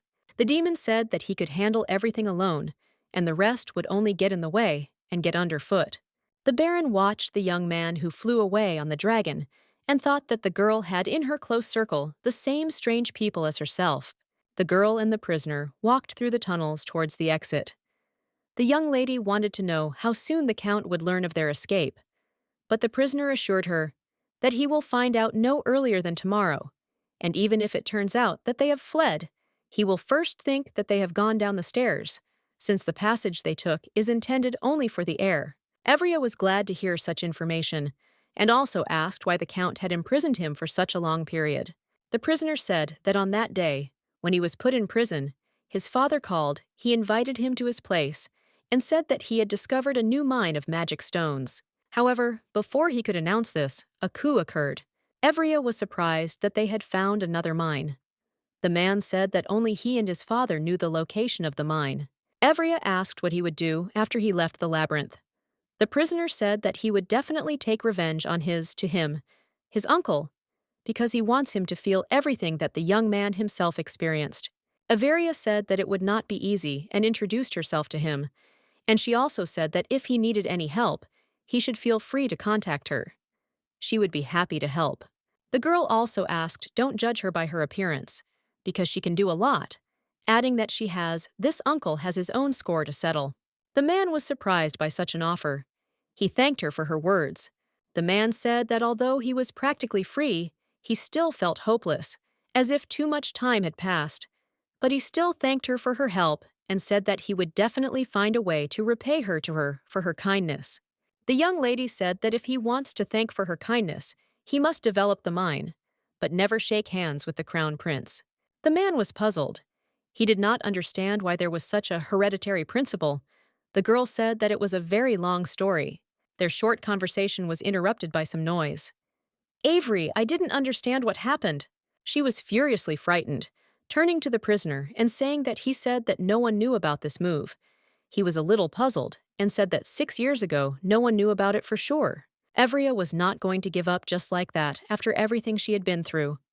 She ordered you, Peter, to prepare the halo. The girl screamed furiously and swung her sword, but heard how someone called out to her, and she realized that it was her demon. She was very glad to see him at such a difficult moment for her. Evria. She fell to the ground screaming and said that he had scared her very much. Harry walked up to her and touched her gently, asking what was wrong with her face and if everything was okay. The girl screamed that the Count had gone mad and that everything the demon saw was what the Count had done to her. Evria, I couldn't understand who would even think of kidnapping people and keeping them hungry. She showed her wounds to her demon. He calmed her down, and he said he would kill him for her. In response, she said that he can't do this. The demon held his mistress in his arms. The girl asked the prisoner if he really did not want to go with them to the exit. The prisoner looked at the furiously angry expression on the demon's face and said that he would go himself. In his mind, he thought that it would be much safer than with them. The girl said that she would wait for him. Looking at him, she said that her offer still stands, so he can come to any time her estate. After the whole situation, the girl returned to her castle and took a short sick leave to get some rest and come to her senses. On the last day of the girl's vacation, they reported that a long-awaited guest had come to visit her. She was incredibly happy. His appearance. The man changed considerably after his imprisonment. He looked at the girl and said that she was quite popular. Evria, she said with a smile that she did not immediately recognize him and was confused by his transformation. The man enlisted the support and help of the young lady, who owed him. He has 5 of his own dragons and knights. With her help, all the Count's malicious deeds were revealed to the world. The man told his uncle that he was not going to kill him. Instead, he will atone for his guilt for the rest of his life in the same dungeon where he imprisoned his nephew. After this, Brian took back what belonged to him by right. After that, they developed the mine together, which was sold at a reasonable price. Evria sat at the table with her father and brother in the estate, which was the capital. The young lady's father said that he was very glad that they were able to come to the capital. Her brother asked what had happened to the young lady, but the girl said that everything was fine now, and therefore he shouldn't worry about the past. He looked at her in surprise. A few days after the kidnapping, the Baron brought the young lady a letter in which the Duke wrote that she should immediately come to the capital. Everia, I didn't want to go to the capital. The defense asked if it would be possible to simply hold a ball for the occasion in her castle. The Baron said that she should go. It's a ceremony, her coming of age. And besides, the Duke asked her to go because of personal concerns about her life. The Baron also asked her so that she would do everything necessary to attract more clients to her for her first business. Upon returning to the room after the meal, the demon asked how everything went. The young lady was shocked that he had transformed into a human and told him that he could not come out here whenever he wanted. He was surprised and could only ask why she thought so. She said with a smile that there were a lot of unfavorable rumors about her. The girl was worried that after such a long absence, she might be seen playing with the handsome saint. The demon said that he doesn't care what others say. She said that she doesn't like what they say, and if rumors of this kind reach the public, it will be very bad. Harry said that he would deal with them before they could say anything, and the girls really liked his proposal. She decided to change the subject and asked how things were going under the pressure of his desires. Evria knew that quite a long time had passed since he had hunted wyverns. Harry hesitated to answer after such an intimate question. Evria asked if he should recharge, as the lack of satisfaction could play a cruel joke on them. The girl asked, "What will happen if suddenly he'll go crazy like last time she was kidnapped?" She came closer to him and said that they needed to do this process as often as possible so that he could not break down. Harry liked the idea, and they shared a passionate kiss. After a passionate, furious kiss, the girl asked if it was enough him to recharge. Harry thought for a moment and said that he didn't think so, and kissed her again with tenderness and stormy passion. After a passionate kiss, he said that he's had enough, and he's recharged. The girl was embarrassed and said that he was a very simple and honest demon, but in her heart she demanded a continuation. Evria looked at Harry and realized that this recharge was affecting her too. Their romantic moment was interrupted by Jupiter. Jupiter said that he had been with him all this time. Harry was annoyed and said that he should not have spoken to them like that. He said that next time they needed to leave him somewhere. Emma came to them and brought invitations to the event. Everia told her to decline them all. Evria knew that she was absent, for not the most pleasant reasons, so it would be better if the girl announces her return at her coming-of-age ceremony. Emma provided. When she received an invitation from the king himself, the young lady was very surprised. Evria remembered the letter she sent to the king. There was an innocent threat to his majesty, since she thought that she would not leave the confines of her castle until the end of her days. Evria accepted the king's invitation and visited him. He said that she shouldn't be nervous because I invited her for unofficial reasons. That's why I said she feels at home. Evria did not calm down his words, and she continued to be nervous. The king said that the girl asked to break off their engagement to the crown prince. He asked her if she wanted to become queen. Evria. She said that it was before, because she was in love with the crown prince. But now she does not want to be with him and claim the throne. The king said that he understood perfectly well and asked for forgiveness for his son. Said that he knew about his frivolous side and does not support him in that he committed adultery. Everia. She said that everything was fine and that he shouldn't worry about anything since she was sure that a person can change. The young lady apologized to the king for her letters and promised him that she will not send any more. He received threatening letters. The king looked at her and said that she was pleased. Such an interesting person. Upon returning to the estate, the girl screamed furiously. She was unhappy with the king. Her personal demon asked her if everything was okay with her, and how the visit and the conversation with the king went. Evria said that she did not like communicating with the king, as he constantly sent barbs her way and did not miss a chance to accuse her of something. Harry asked her if maybe he should kill the hated king. Evria said it would be a betrayal against the crowns. Harry asked if they were going to do it anyway. Maybe they should remove everyone and make her the one. The girl said with a smile that it would be quite a troublesome process. Evria said if he had anything to do with the fact that Count Nata was attacked by an unknown person and ended up hurting his back. Harry said he deserved it. Evria said she suspected it wasn't the kiss that set him off. Everia was sure that everything would get better with time. She simply asked him to be patient. He screamed furiously that nothing would get better. He was furious. The girl was taken aback by him. He turned into a dog and told her that she shouldn't be afraid of him because he was her dog and wouldn't bite. Evria said that she wasn't afraid of him at all. She was just surprised. Harry said she was lying because she was actually very scared. The girl did not understand why she should be afraid of the demon, who even when angry, worries about her. She looked at him tenderly and said that she believed his promise that he wouldn't touch her. The demon looked at her and asked if she really believed his promise. Evria. She said that she had no choice. She had to believe him, since he was a strong demon, and she was just a human, and she promised that they would make up for lost time. Harry looked at her and said that she was quite a strange person. Harry said that the Count he offended her, and he decided to deal with him, but since she forbade him to kill him, he decided to just punish him a little. Evria and Harry were resting in their chambers. Everia was told by a servant that a prince girl had come to her. She thought it was Leiden, and she wondered why someone else would come to her. Evria thought the prince had come to her because of the blank check she had given Luke.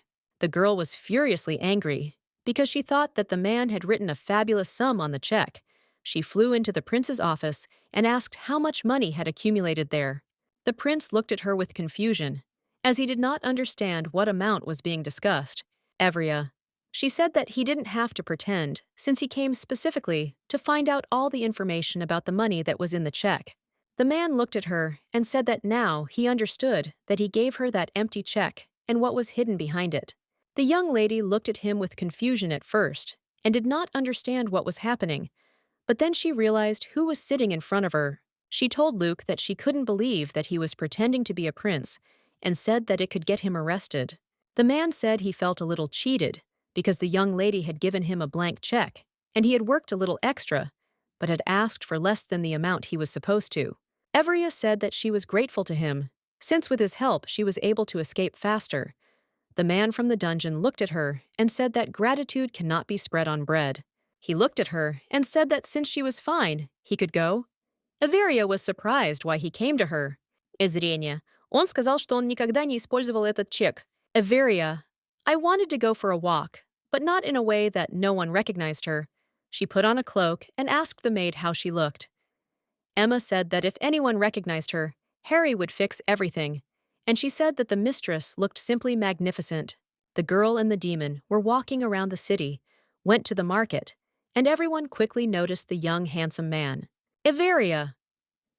She said that she had completely forgotten how insanely beautiful the demon was. She had gotten used to his beauty, but people looked at him insanely. The young lady said she kept looking at him with great interest. I thought he was some kind of nobleman. He said she liked the way he looked. Harry asked the girl if she liked his beauty. Evria said that she really likes everything and asked to distract everyone with her beauty, and she will be able to walk normally as soon as she pretends to be accompanying her master. They walked, and the girl was constantly surprised at how quickly the capital was transformed. The demon called out to him because he felt ill. Evria remembered that he felt disgust when he approached some people. She completely forgot about it and quickly apologized to him. The demon assured her that he was okay and asked her not to stop and continue looking around the market. Evria she hugged him and told him to stay as close to her as possible. Evria said that they needed to go to a quieter, calmer place where there were no people. Evria, she looked at the man and said that he still didn't look well. The demon said that it was all because he hadn't been surrounded by so many people for a long time. The young lady looked at him and said that if he had said she told him in advance that she couldn't be near a large crowd, then she would have taken someone else. The demon said that because of that, he didn't say anything, because I was worried that she might go with someone else, someone you wouldn't be able to protect. The demon looked at her and said that instead of all the reasoning, she needs to hug him like last time, and it will become easier for him because he really needed it, its aroma. She obediently hugged him with all tenderness and care. The demon felt much better, and he said that this was all he needed. The young lady asked him how he was feeling. He said he was feeling a little better. She asked, "Wait for him a little," because she wanted to move away. Harry asked where she wanted to go. The girl said that she would like to buy some drink to ease his nausea. He was against her going alone and said that it would be better for them to go together. Logically, she said that there were too many people there. He shouldn't go there again and asked wait for him, saying that she would buy something sweet and refreshing. She asked him not to go anywhere, as she was going to return to him immediately. He obediently agreed. "Averia," I bought drinks and was already returning to my demon. Coming closer, she saw that he was talking to someone. Averia, she didn't understand what was going on, and who could have approached him and talked so sweetly. She saw some person asking, was he okay, and said that he looked bad. Harry looked at the young lady, and she in turn said that she would not do anything suspicious. She just wanted to call a doctor. She gently touched him and said that she was just trying to help. That's all for him. And there's nothing strange about it. The demon looked at her with indignation and told her not to touch him. Averia came closer and asked what was going on. He was extremely happy her speedy return. The demon looked at his mistress and said that he would help her carry the glasses because it was very heavy for her. Averia approached her demon and said that there was no need to call a doctor, since he her partner. Averia, I saw a girl who came up to her demon it was, and the main character, Catherine. Averia froze from shock and could not say a word. Catherine said that she had heard rumors that the girl had arrived in the capital, but did not think that they would meet under such circumstances. And she said that when she passed by, she noticed a very unhealthy appearance of the young man, and decided to go up and talk to him. She didn't even suspect that they were here together. Averia said it was nice talking to her, but they had to go. So they were leaving. Catherine yelled at them. They waited for her. Catherine wanted to talk to the young girl. The prince immediately arrived and began screaming hysterically for the young lady to move away from the main character along with her demon. Catherine told Cassian that it was not at all what he thought, and that they were fine. The principal came up and gently hugged his beloved, and asked if everything was okay with her, and also wanted to know what the nasty woman had done. He was furious and asked if she was bothering him. Her. Demon and Averia froze in misunderstanding. The prince screamed hysterically and asked the young lady when she would stop pestering them. He reproached her that she followed them all day like that, and also used magical stones from the mine. The girl stood and did not understand what was happening, and the prince in turn shouted her that she did all this in order to attract his attention. Averia told Harry that they had to leave because she was starting to feel unwell. The prince screamed after her that she runs away as always, and I would like to grab her, because he thought that she should apologize to Catherine first. Harry grabbed Cassian and hid. He asked him what he was planning to do. Harry was furious. The demon said that next time the prince had the courage to pester his mistress, he would not get off so easily and would get what he deserved. Harry threw the prince into the wall with all his might. He fell. The prince was shocked by this behavior of his young companions. Catherine ran up to him, shocked by what was happening, and asked if everything was okay with him. Harry asked his mistress if she was okay. Oh didn't answer anything, looked at the princes and his companion with contempt. She told her demon that it was time to go. They held hands and walked slowly.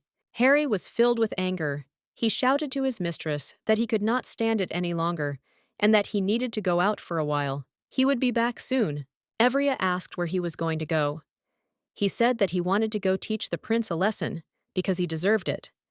The demon claimed that he had no right to treat her like that, and that he needed to be punished immediately. The girl was frightened by such behavior of her demon. Jupiter said that for the first time in his life he agreed with him. The sword said that the prince had no right to behave like that and bully the weak. Harry was surprised by the ball's behavior and said that they could go together and avenge their mistress. The young lady knew that her character is designed as a villain and was definitely meant to be the type of person that everyone curses. Even if everyone around her treated her with contempt, she wouldn't be able to do anything about it. Averia. She said that she was not at all offended by the prince and felt fine. The sword and the demon froze in surprise. The demon said that his owner is probably crazy or in shock. The girl looked at him and said with a smile that it was the first time someone had been so openly angry with her, and she would never have thought that something like that could cause such a violent feeling. The young lady thanked Demon and Jupiter for what they were going to do, but said that she doesn't need this at all.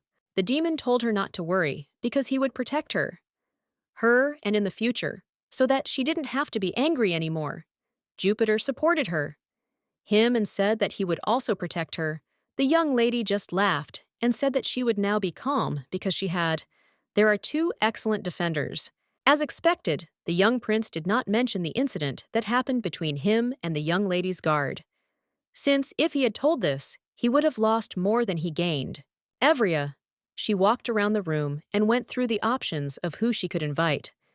But she had a lot of enemies, so that there was no one to invite to the holidays. She said that it was very difficult for her, and that it would be better if she wrote a business proposal. The maid suggested that she rest a little and think. Evria told the young maid that she could invite someone herself, because the young lady was only the organizer, and it was difficult for her to invite anyone, since she had no friends. The maid said that this was a very important skill for an organizer, and she should cope with it herself. It was very difficult for the young girl, because her heroine made a lot of enemies wherever possible. Emma asked who she wanted to invite to her birthday party. The lady froze in confusion. Emma said that it was her day, and she needs to spend it as best as possible and be surrounded by people from whom she wants to hear pleasant and sincere congratulations. The lady liked her maid's proposal, and she said that the first invitation should be sent to her, and later she leaves a list of whom she truly wants to see at her party. Such behavior touched the young maid. Averia.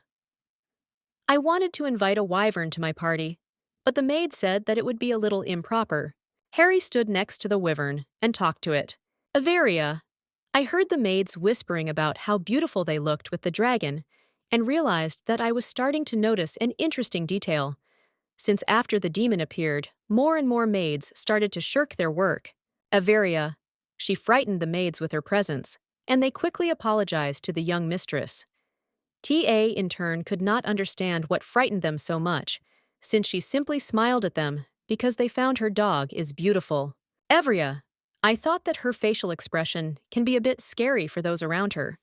Thus she managed to monopolize her demon. Harry saw Averia and greeted her.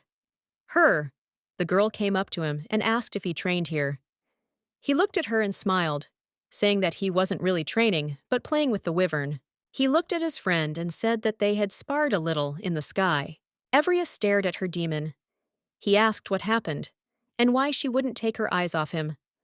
O looked at him, said with a smile that, looking at him, she understands that literally everything his flesh is beautiful. He is frozen in shock.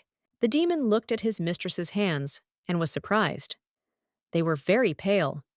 He said that there was no blood in them at all and asked, "Is she eating normally?" The girl smiled and said that she had recovered as soon as she arrived at the central estate. Harry was surprised that she said she had gained weight. He picked her up and lifted her up and said that she was still as light as she had been. Said with a smile that his standards are too high, and she must be the weight of a wyvern for him to be able to lift her so easily. Their fleeting entertainment was interrupted by Sir L. Averia asked Harry to let her go. The young gentleman said that he was very grateful that she had approved his request so that he could see the Dragon Knight with his own eyes. Evria said that they achieved good results, thanks to the book I owed her, because thanks to the illustrations they were able to organize the training process. Evria introduced Sir L to her most majestic knight, Harry. The young man looked at the demon he was interested in, the ash hair and red eyes, and asked where he could see him before. Averia said that they definitely couldn't have met anywhere. She was terrified that her demon's identity might be revealed, and she didn't know that what she should do and how she should behave. Sir L said that one of his ancestors were talented artists, and many his works are still exhibited at various exhibitions. He looked intently at the Belokurov man and asked could he really be the descendant of the great archmage, since he looked just like the man who came out of the portrait. Iveria, I calmed down a little with this conclusion, since I thought that in his place, everyone would have thought the same. Harry agreed with him and said that his ancestors possessed magic. The young lady only laughed and said that these were just interesting coincidences. In order to quickly change the subject, the young lady suggested that they go and watch wyvern riding. Harry said that just watching would be very boring, and he asked the man if he would like to take a ride as well, and he offered to help if necessary. Sir L was very happy and a little surprised by this turn of events.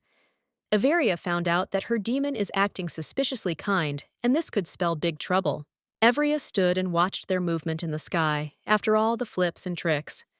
She realized what the cunning demon had planned. Harry and Sir L were flying in the sky. The demon was furiously funny and happy as they moved, but the man was a little tired. When they landed, the demon said it was a lot of fun flying with him. The young lady asked the sir if he was all right, because he looked very bad, but he said that everything was fine. Evria said that if he was very seasick, he should urgently go and rest at their residence until he comes to his senses. The demon was surprised, but the sir said that he was fine and that he needed to return to the castle immediately. Evria, I knew that the captain of the Royal Knights was, as always, very busy and could not afford a single minute of rest. A young man asked the girl if she had heard about the holy ball that was hidden in the misty mountains.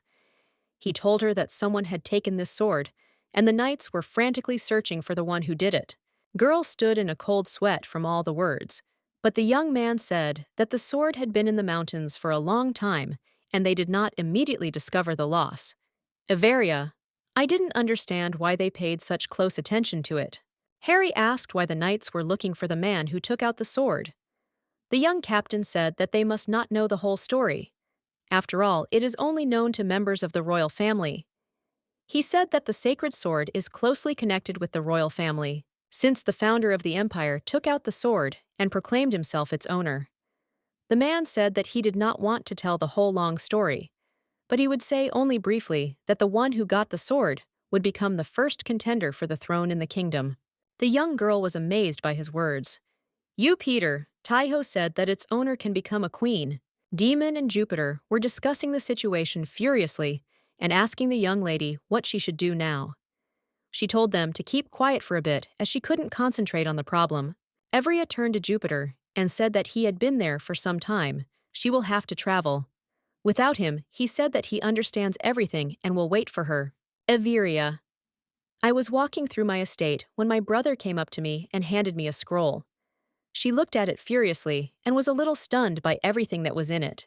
The girl, with fear in her eyes, asked her brother what it was. The young man said that this is a list of gift options for her birthday and asked choose about 30 of the best. Component placement. He said that as soon as she finally decided on the gifts, their father would finally be able to focus on his work. That's why he asked her to make a choice quickly and tell him about it. The girl said that it was too many gifts, and she doesn't care at all that she will get her birthday, and she can even do without gifts. That's why I asked my brother for a favor. Because she needed it. Her business was profitable, and in order for the stones to be sold, she asked that her brother wore a brooch, which made her workers. And she also asked that he and her demon brought her bouquets of flowers that she had already looked at in 5 different places. The young lady said that they wouldn't have to go all over town because she had her eye on everything in one area. Her brother was a little surprised and asked why she was sending him with his accompanying knight. She looked at the young people and said that the more flowers they took away, the better, and there would be no need to go several times. But the girl herself just wanted them to get to know each other better. Her brother looked at her and told her to prepare a list of gifts as soon as possible and ask if she had some other brooches. Evria, I showed her the entire assortment that she had there. There were a sufficient number of brooches, cufflinks, and rings with pure magic applied to them. Her older brother said that the cufflinks looked very interesting and elegant, so much so that she could personally give them to her father. The girl was perplexed. The man said that it would be more correct if she first gives her father some gift from her collection, rather than to him. She hesitated a little, and her brother said that she should give him the gift personally. He added to his words that it was the least she could do after making him wander around 5 different stores. Evria, I was a little puzzled and didn't want to go to my father, but I still made up my mind and knocked on his office door. He discovered it himself. The door scared her a little. Her father invited her into the office. The girl thought that she had chosen the wrong time and would like to leave quickly. She said she brought it. He got the first sapphire cufflinks that they produced themselves. They were infused with pure magic, and she asked him to accept them. She hoped he would say that he doesn't like them, and she will be able to quickly remove them and leave as soon as possible. The father looked at the girl, then at the cufflinks, and said that they looked quite interesting and asked her to put them on him personally. Iveria, I was a little taken aback by this and didn't know how to behave. She said that it would be better if you put them on one after the other. He agreed with her. Putting them on, the girl thought that it was quite difficult. But when it happened, it was very beautiful and she was happy with her achievement. Father said that the prince and his bride will have an engagement ceremony on the very day when it will be his daughter's birthday. The Duke was furiously angry because he could not change the date of the birthday party. Since invitations had already been sent out to all the guests, the young lady was not as upset as her father and said that there was nothing wrong with it. There would just be fewer guests at the birthday party than planned. The Duke told his daughter that she shouldn't worry about this problem ahead of time. He will do everything in his power to make the birthday the best one. The young lady thanked her father for his efforts. Later, different companies began to actively discuss how the celebration would attract more guests and who would go where. Evria was actively getting ready for her birthday party, and during all the procedures, she was active, engaged in work processes, but the maid asked her to take a break from work and pamper herself and her skin a little. Evria looked at Emma and said her that she could take a break from caring for her skin and focus on her business, which was doing very well. The maid was furious because she said that such a celebration could become a topic of discussion and she should look magnificent. Therefore, the young mistress decided to give up the reins of power to the maid and do everything as she says. Emma invited several young ladies who could do with her mistress the most beautiful lady for the holidays. The young ladies did all the procedures so that she looked her best. One of the invited ladies said that light-colored dresses are often used in honor of a birthday. However, she was sure that a dark-colored dress would look more sophisticated on a lady. The young lady thought that since Catherine would wear white attire for the ceremony, she should wear something different, to avoid stupid comments in her side.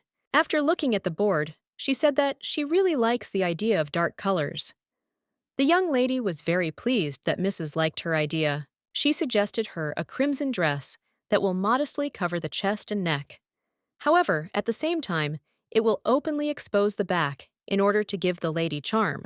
Everia, I couldn't decide on a dress and hairstyle, and the young lady asked how OD gentlemen will be accompany her, since they can then decide more clearly on the style for the young lady based on it. Everia, she said that there, in the corner, there was a knight who would act as her escort. After the young ladies saw the insanely beautiful demon, they were stunned by his beauty. The girl looked at her demon and remembered how he felt very bad when they were surrounded by a large crowd and said he is quiet, that he cannot go with her, and she must go with someone else, since it was very difficult for him recently. He looked at her and said that he could not do anything and he would go with her. But she said in a hurry that she would go with another knight.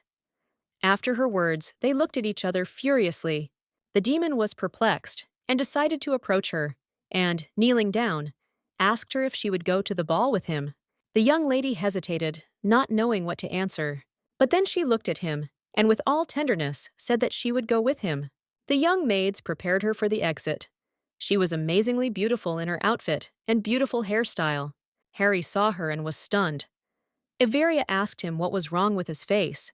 He turned very red and asked her so that she doesn't tease his.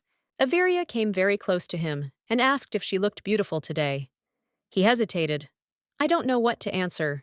She didn't stop tease him, but later apologized and said that he was too nice and she couldn't just miss her chance and not tease him. He sat on the floor and asked her to leave. She was amazed. His behavior. She asked him what happened. He grabbed her hand and pulled her towards him and hugged her with tenderness and loved her tightly. He asked can she just put on a serious face or leave when he asks her to. He said that it is a demon, and she should have been at least a little scared and left. But the girl with a calm voice said that it was good that she was not scared and did not leave. Evria said she wasn't afraid him, and no matter how hard he tries, he won't scare her, because she's only afraid of death. He tenderly kissed her hand, but the girl said that they couldn't do it now, because they might ruin her makeup and hair. Harry said that she shouldn't hug or kiss anyone other than him. A lot of people came to the celebration, but some of them whispered and wanted to go to the celebration with the royal family. The beloved and insanely beautiful Dragon Knights arrived for the celebration on their wyverns. The guests present began to whisper, because they knew that the knights had sworn allegiance to the young lady. The gnome guests also came to the celebration, and were amazed because they knew that their kind does not like to interact with people. Following the dwarves, the count arrived who owned the mines of magic stones. The commander of the royal guard and the first prince also arrived for the celebration. Since the holiday was in full swing, the demon and his mistress went down to all the guests. The young lady was charming. She looked at all the guests, i.e., they were simply amazed by their exit, and she briefly asked Jupiter if he had accidentally overdone it with the halo. But then he hesitated and said that everything was fine, since this was his best ability. Harry looked at her and said that she looked simply amazing and everything is good. The demon said that even without the halo, she looks absolutely stunning. Jupiter confirmed it. The girl asked them with a smile when they managed to become such friends. He approached them.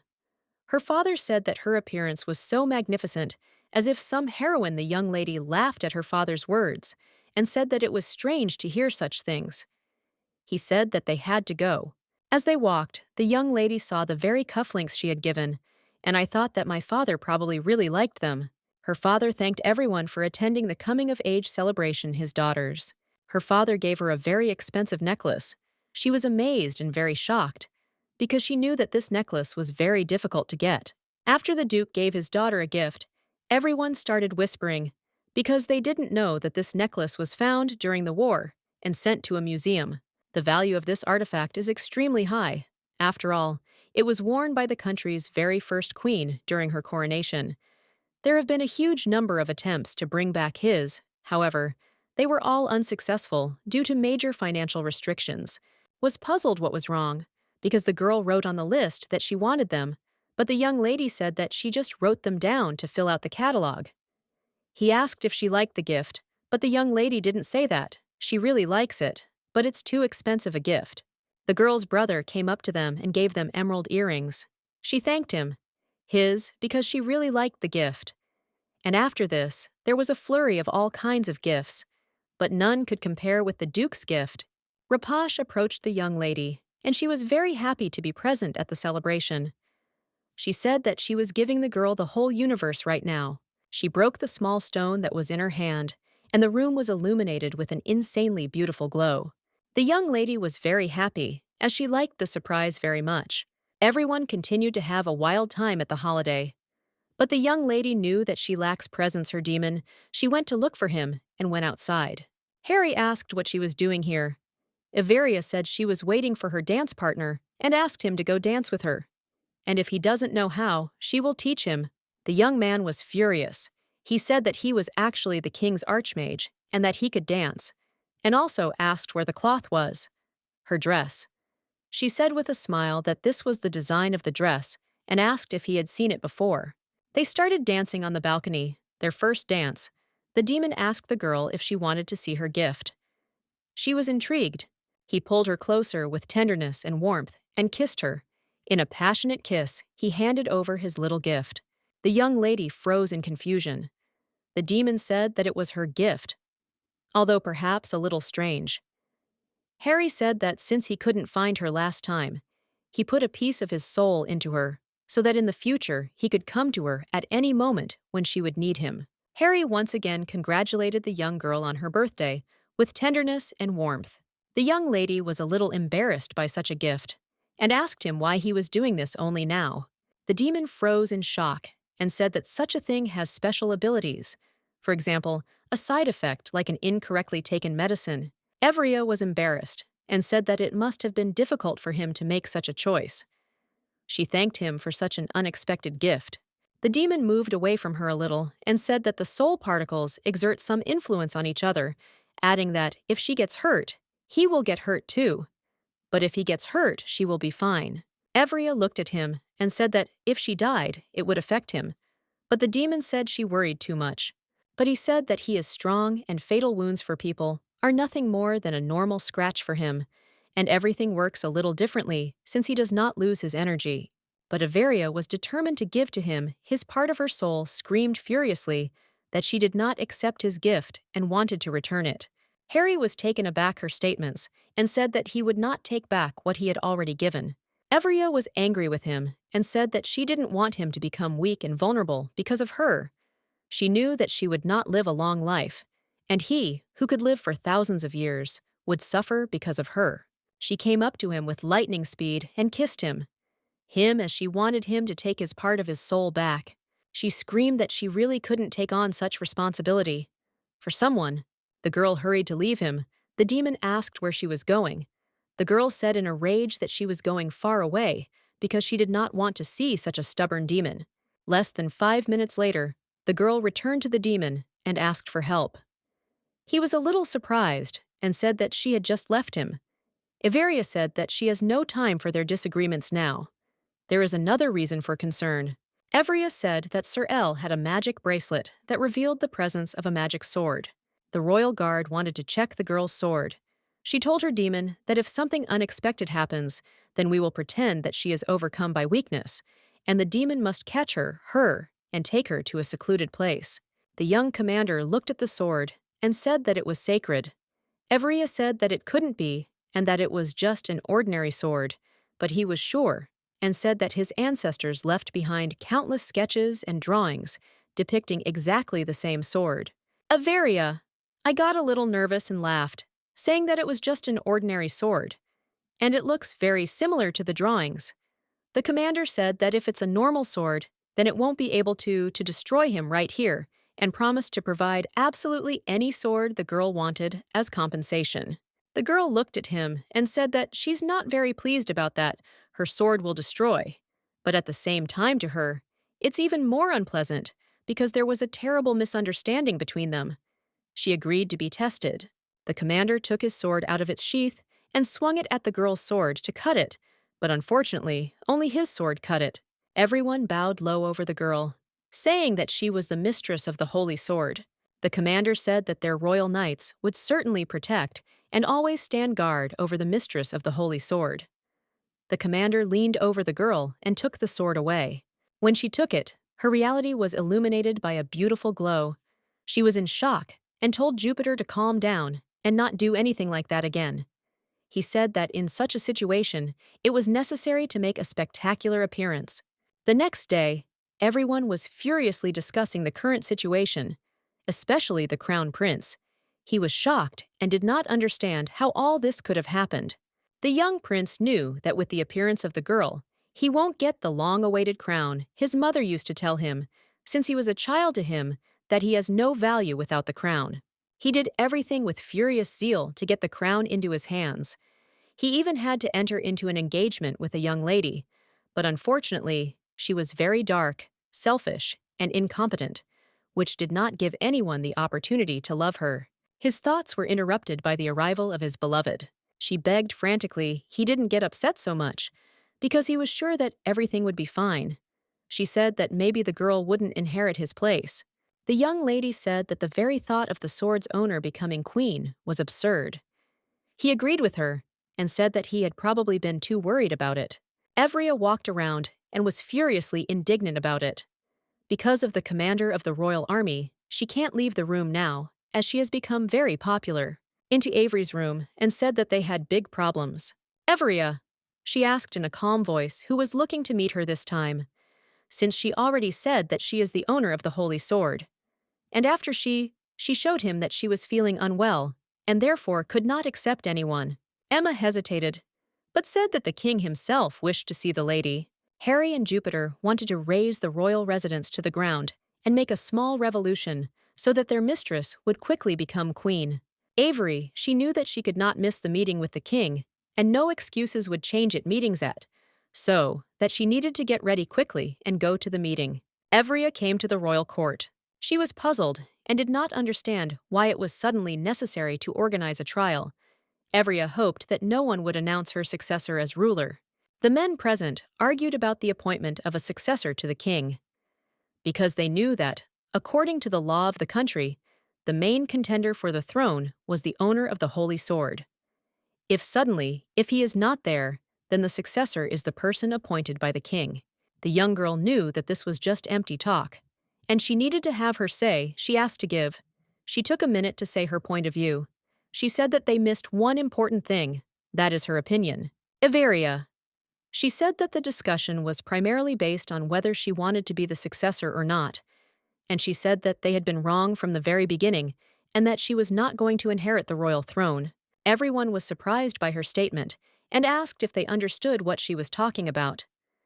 The girl said that she had already made a decision long ago, and as the owner of the sword, she, with complete confidence, renounced the right of succession to the throne. Both principals were in shock. The crown prince said that was all nonsense, and that she had gone crazy, and the first principal in turn said that she was truly magnificent, since she gave such a firm answer and showed with her whole appearance that she doesn't like such conversations. He also said that whoever becomes the next king will simply pick up the scraps thrown on the table. The men were amazed and did not know what or how they should do, since the whole kingdom already knew that she was first in line to the throne. The young woman specifically said that she is not going to make decisions about her future based on other people's opinions. The king was pleased her words and said that she needed to personally appoint the next successor to the royal throne. He was confident that if the mistress of the Holy Sword personally chose the successor, then the people would eventually show understanding for the future king. The king told his youngest son to show all his skills and not to disappoint him, since he had chosen him as the heir to the throne.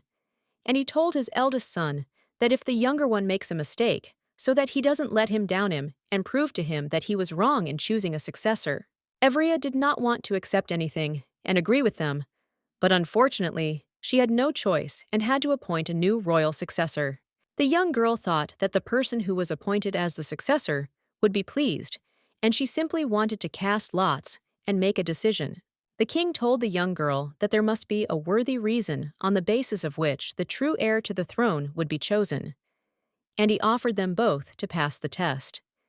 He offered to send them both as assistants to the estate of a young girl, and for her to evaluate their abilities. The young girl was shocked by the fact that she'll have to endure the presence of two young princes for 3 whole months. The king spoke to Cassian and said that he had no choice, and he did everything he could. He said that the prince had been appointed by him as the crown prince.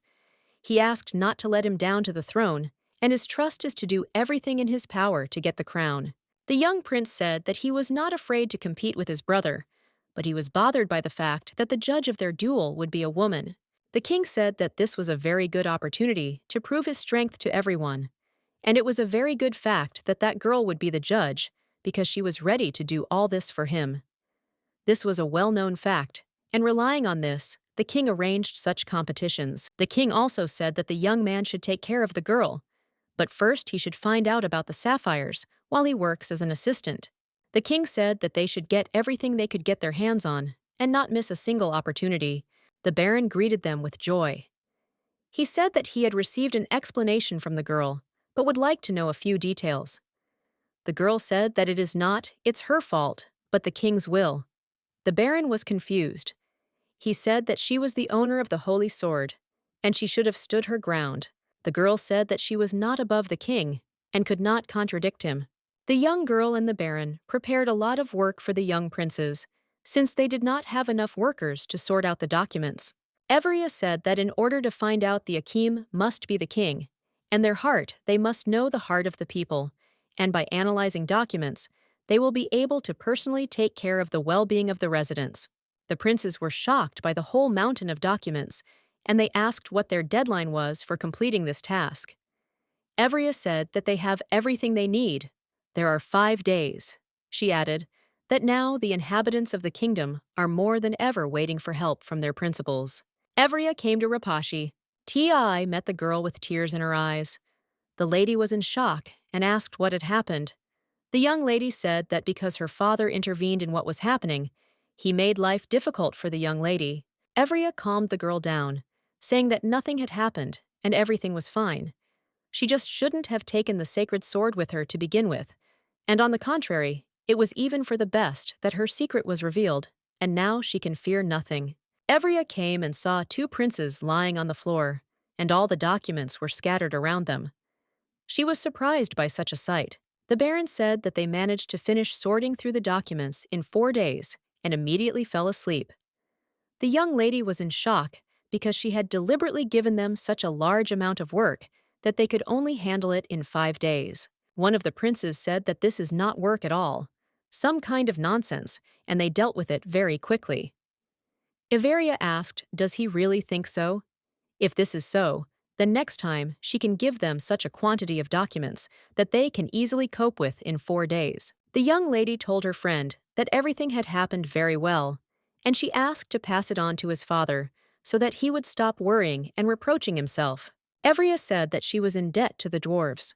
Her friend asked if a girl has free time in the evening. The young lady said that her princes have redone everything, and now she has a ton of free time. The friend was overjoyed and said that I have one matter for the young lady. 3 girlfriends secretly made their way into the Baron's treasury, namely into the warehouse with alcohol. The girls sat there the whole evening and drank a fair amount of alcohol. The young lady knew that she needs to go to her room and go to bed. Evria entered the first room she saw. It turned out to be Prince Leiden's chambers. She startled him with her presence. The young lady asked what the prince was doing in the middle of the night her room. He said that actually it was peace and quiet, and looked at her. He asked how much she had drunk. The lady said that she had drunk a little, and was not drunk at all. Looking at her, he realized that she was quite drunk. He asked with whom and where she drank. The girl told him everything. He listened attentively. I listened to her, and understood that she needs to be taken to her quarters as soon as possible. He said he would go and call someone till she was taken away. Everia. She said that she didn't want to go anywhere, and that she would sleep in this room. The prince looked at her and asked if this was some kind of test. She looked at him with confusion. He realized that this was not a test, she was just drunk. The young prince told her not to leave the room under any circumstances, and he would quickly go and fetch someone. Evria. She woke up in the prince's chambers. She remembered everything that happened, and did not understand why she remembered everything so well. She remembered their conversation with the prince, and thought that he probably, looking at her, thought that she had completely lost her mind. Harry saw that she was awake and asked how shocked she was that he was there the whole time. He asked if, since she recognized him, she might start recognizing other people in her circle. He was furiously angry with the girl. She asked what happened, because she remembered that she simply fell asleep in the prince's room. He was angry and shouted at her. He said that he should be asking what exactly happened to her. The girl asked. That she became friends. Harry said that they were very busy at the moment. The Baron scolded them for their misbehavior. Harry told the girl not to hang out with them anymore. She just laughed and said that he couldn't forbid it. She has fun with friends. The demon said that her friends teach her bad, and she shouldn't communicate with them. The girl asked the young man to put his cold hand on it so that she could lie on it. Because of this, she felt better, and she asked, what happened yesterday after she fell asleep? The demon said that the prince came to her room and told her to him everything that happened with the drunk girl. The young lady was angry and asked him what he was doing so late at night. Her chambers, as this is simply unacceptable at the moment. The demon looked at her and said that in her room are her bed, her shoes, and her books, so it is quite natural that her chosen one will be there. The girl said that this is acceptable when he is in dog form, but when he is in human form, he should not be in her room late at night, as people around them might think, and spread unseemly rumors about them. Harry said that his rightful place is next to the girl, and this is not discussed. Averia asked Harry if he wanted to do something. She meant something that wasn't directly related to her. She said she would like to see him develop concerns and new friends besides her. Averia asked Harry what he did when he first came to the world of the living. He looked at her with surprise and said that when he got to the world of the living, he carried out the will of his summoner and constantly killed people. Everia, she said that she did not demand such a thing from him. Harry said that she forbade him a lot of things. The girl said that she would like him to live his life like other people and not for the desires of his master. She said that they could be like friends, and he could do whatever he wanted. He will want to do other things besides some that she forbade him to do. Harry said he didn't want to be just friends with her. The girl was furious and didn't understand why he said that, and she told us that he would never find such a wonderful friend like her anywhere else, because she constantly cares about others, and did not understand how one could say that. He came closer to her and kissed her with all his tenderness. Look at her in her beautiful eyes. Harry said that friends can't do things like that. Oh, frozen bewilderment, he smiled at her in response. The girl was furious and told him to leave her eyes.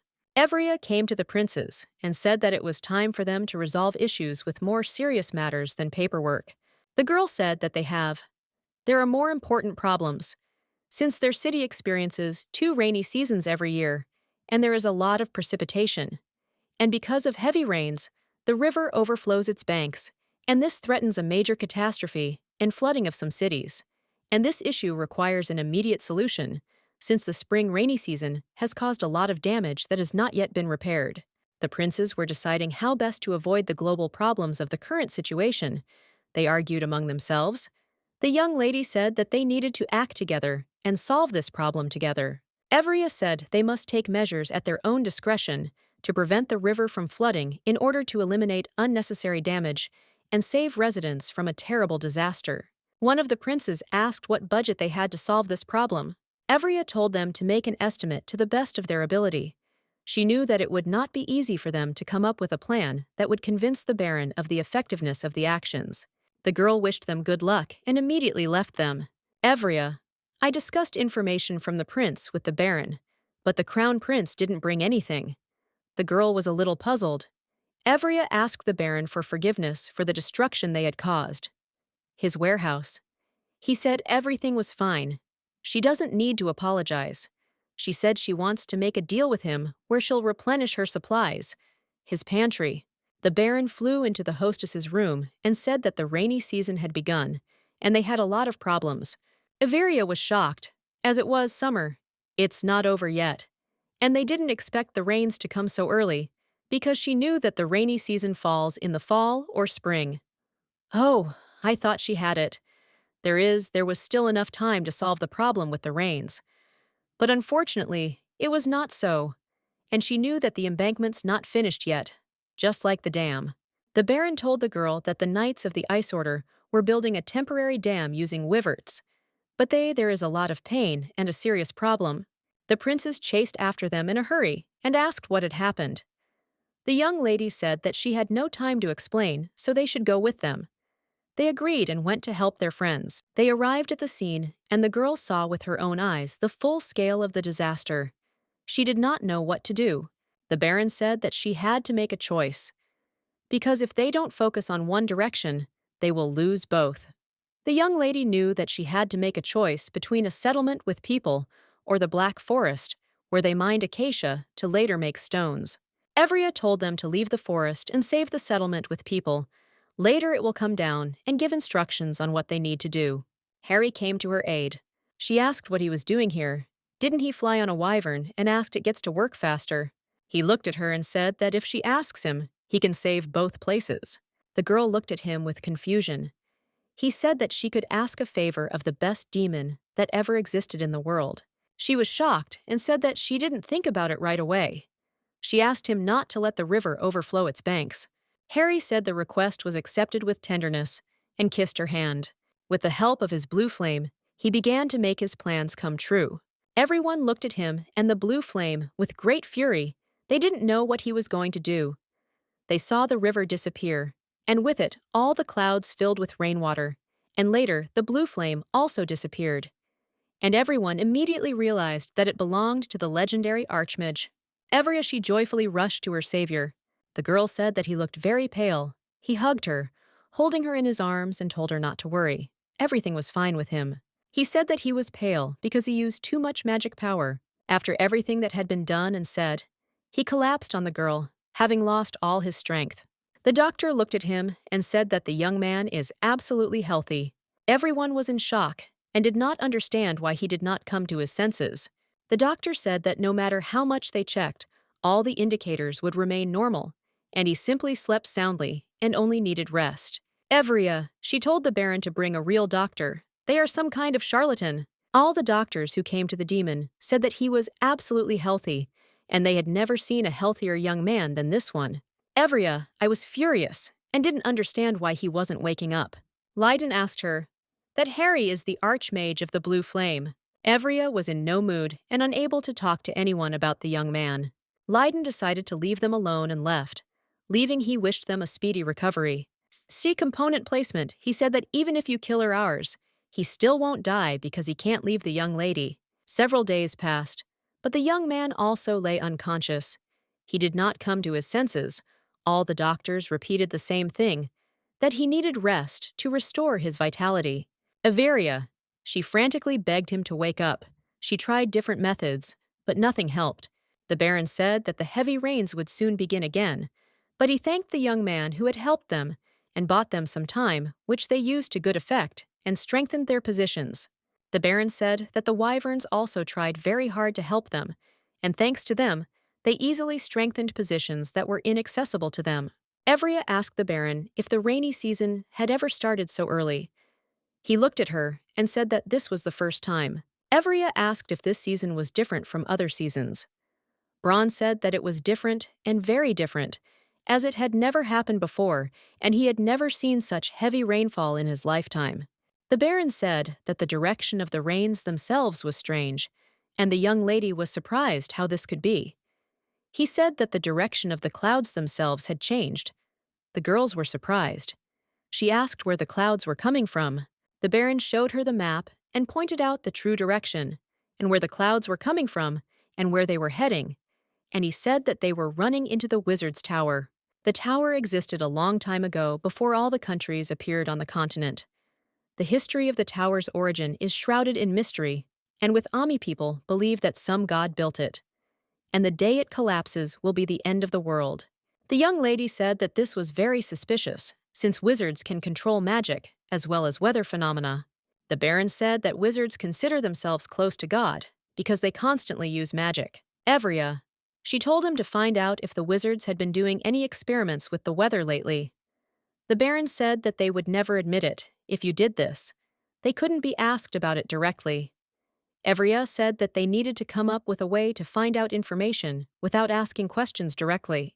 The young lady said that even if you ask the Information Guild about this, it will not be able to pay them only as much as needed, because it does not have money for this. The Baron said that they were in a very difficult situation, since the wizards are their first customers, who pay well for the stones. The girl also said that they are the most influential on the continent, which makes it much more difficult for them to investigate. Evria said that, despite this, she could not allow them to use many with impunity, since the inhabitants of her fief could die. She could not just take and close her eyes to this. The Baron said that they will not sit idly by and will solve this problem as well.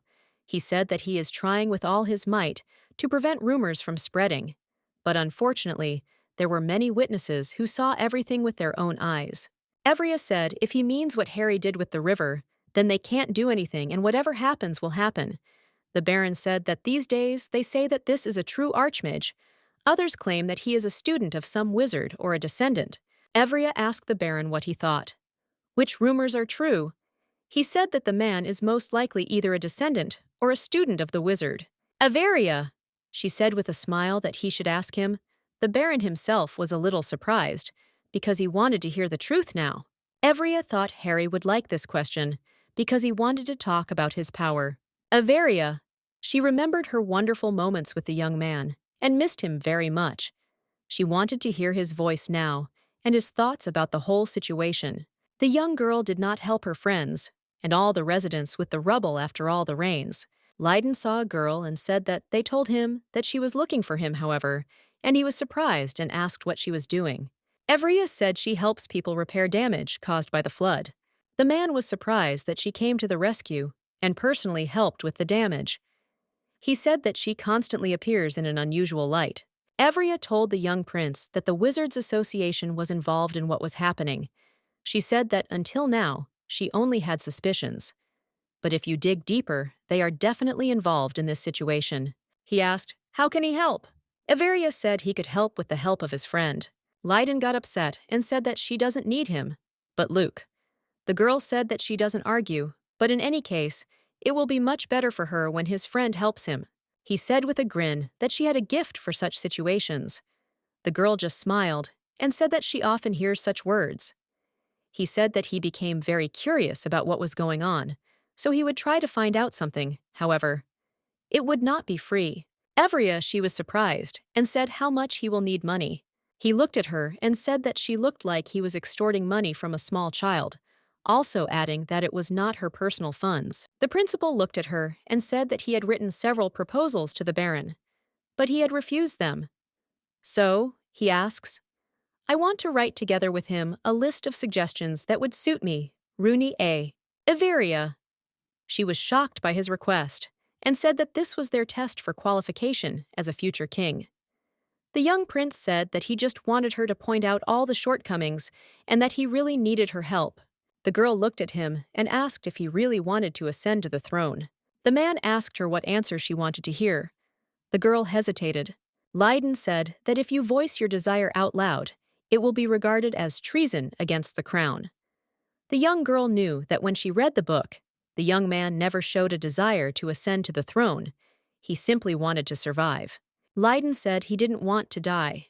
He asked, does he look pathetic? He said he wants to be a king, but he has no great ideals. He lives to live, and he never thought about living his life for other people. The young girl said she could help give him a couple of tips. Leiden said that he is sorry to end such a pleasant conversation, but they need to get back to work.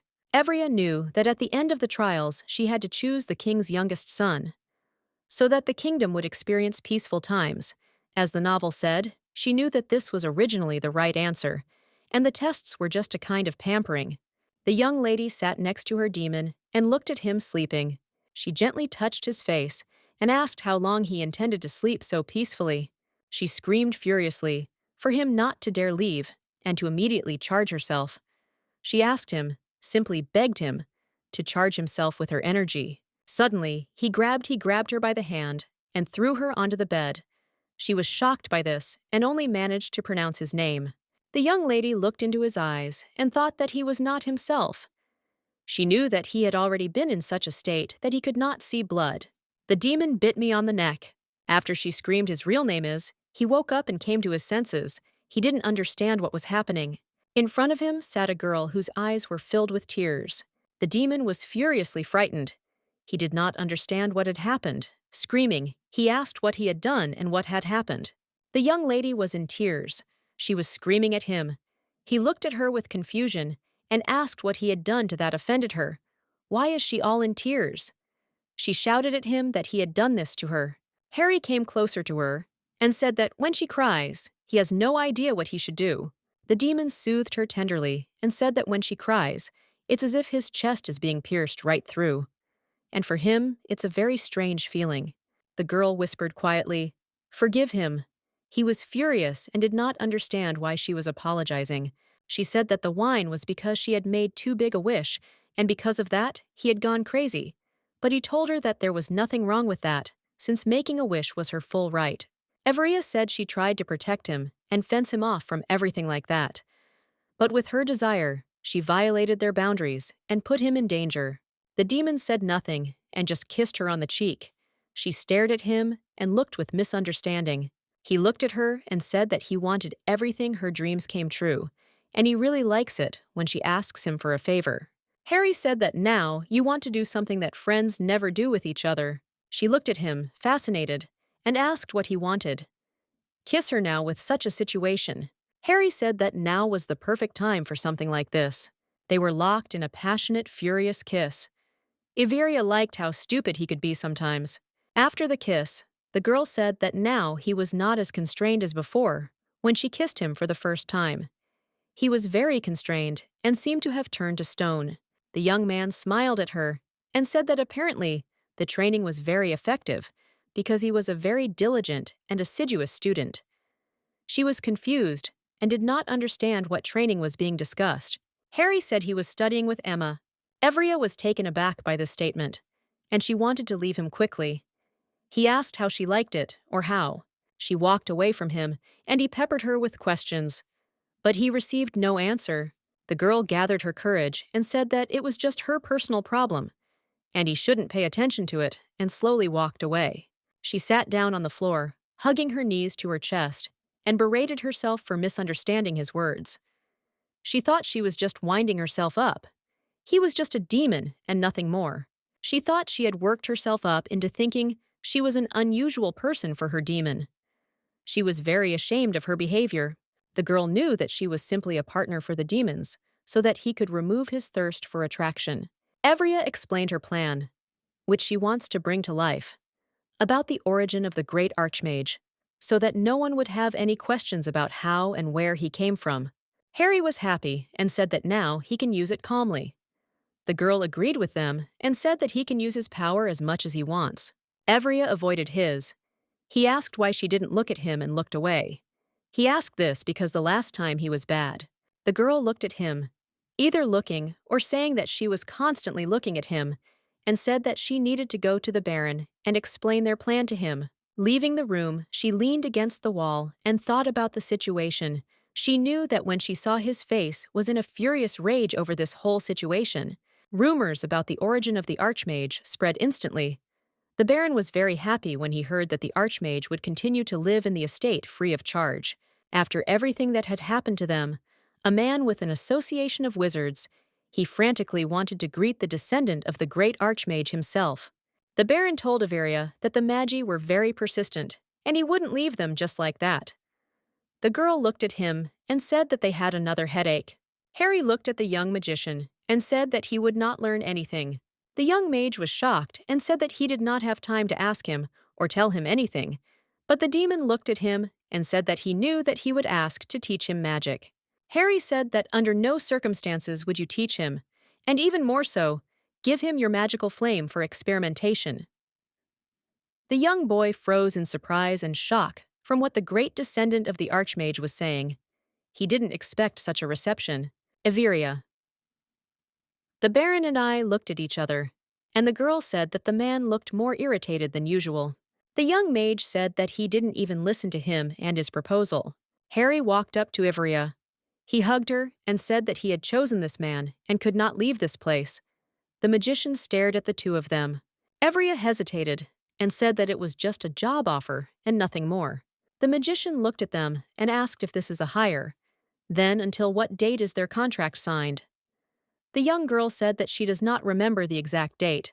For this, she needs to review all the documents to avoid making mistakes with this information. Evria asked Harry to watch his words and explore with her at the same time. Young Max said that the man could join them after his current contract expired. Harry looked at the young magician and said that he belonged to her all his life, and he would never leave the girl. The young magician froze and could not carry out a single word. He had never expected such a turn of events. The young mage was passing on information to the higher ranks.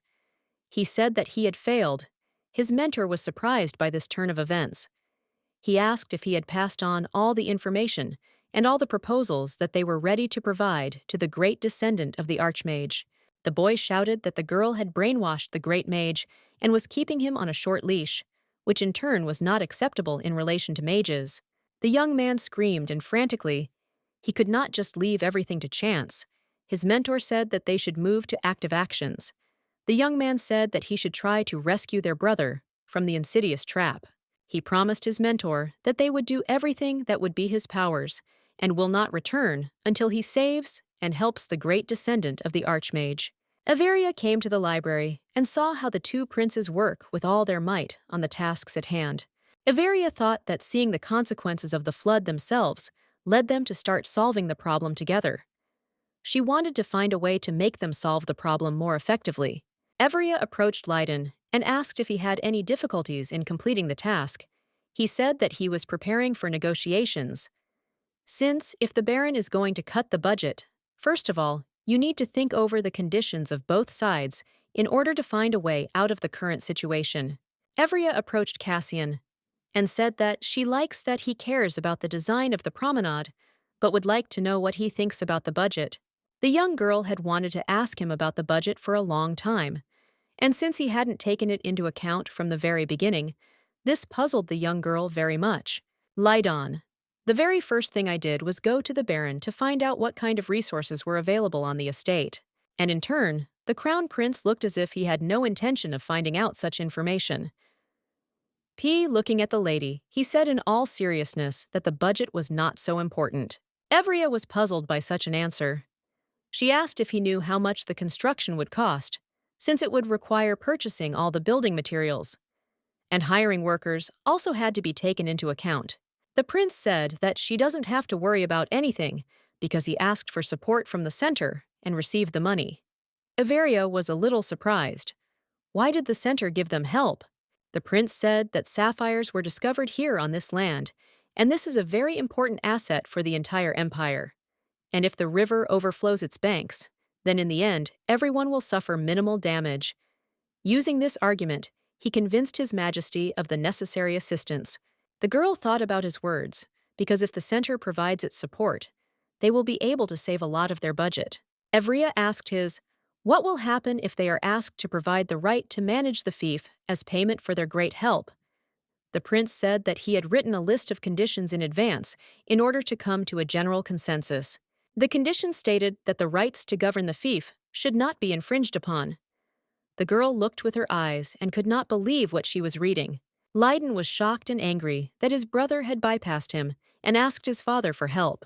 He said that everything was too easy for his brother, who looked at him and said that this method was not simplified at all. Lydon looked at his brother and said that he immediately asked His Majesty for help as soon as he received his assignment. The young man reproachfully said that it had never been difficult for his younger brother to see their father. Lydon. He was very upset and said that his efforts once again showed how stupid he was. The young prince left, leaving them to look after him in bewilderment. Left without a mother, the young prince gradually distanced himself from his father, who showed no interest in him at all. In return, the emperor surrounded his beautiful new empress and second son with love. The discrimination that had begun then continued to this day. Cassian, I'm used to receiving love and all kinds of support. Evria went after Lydon.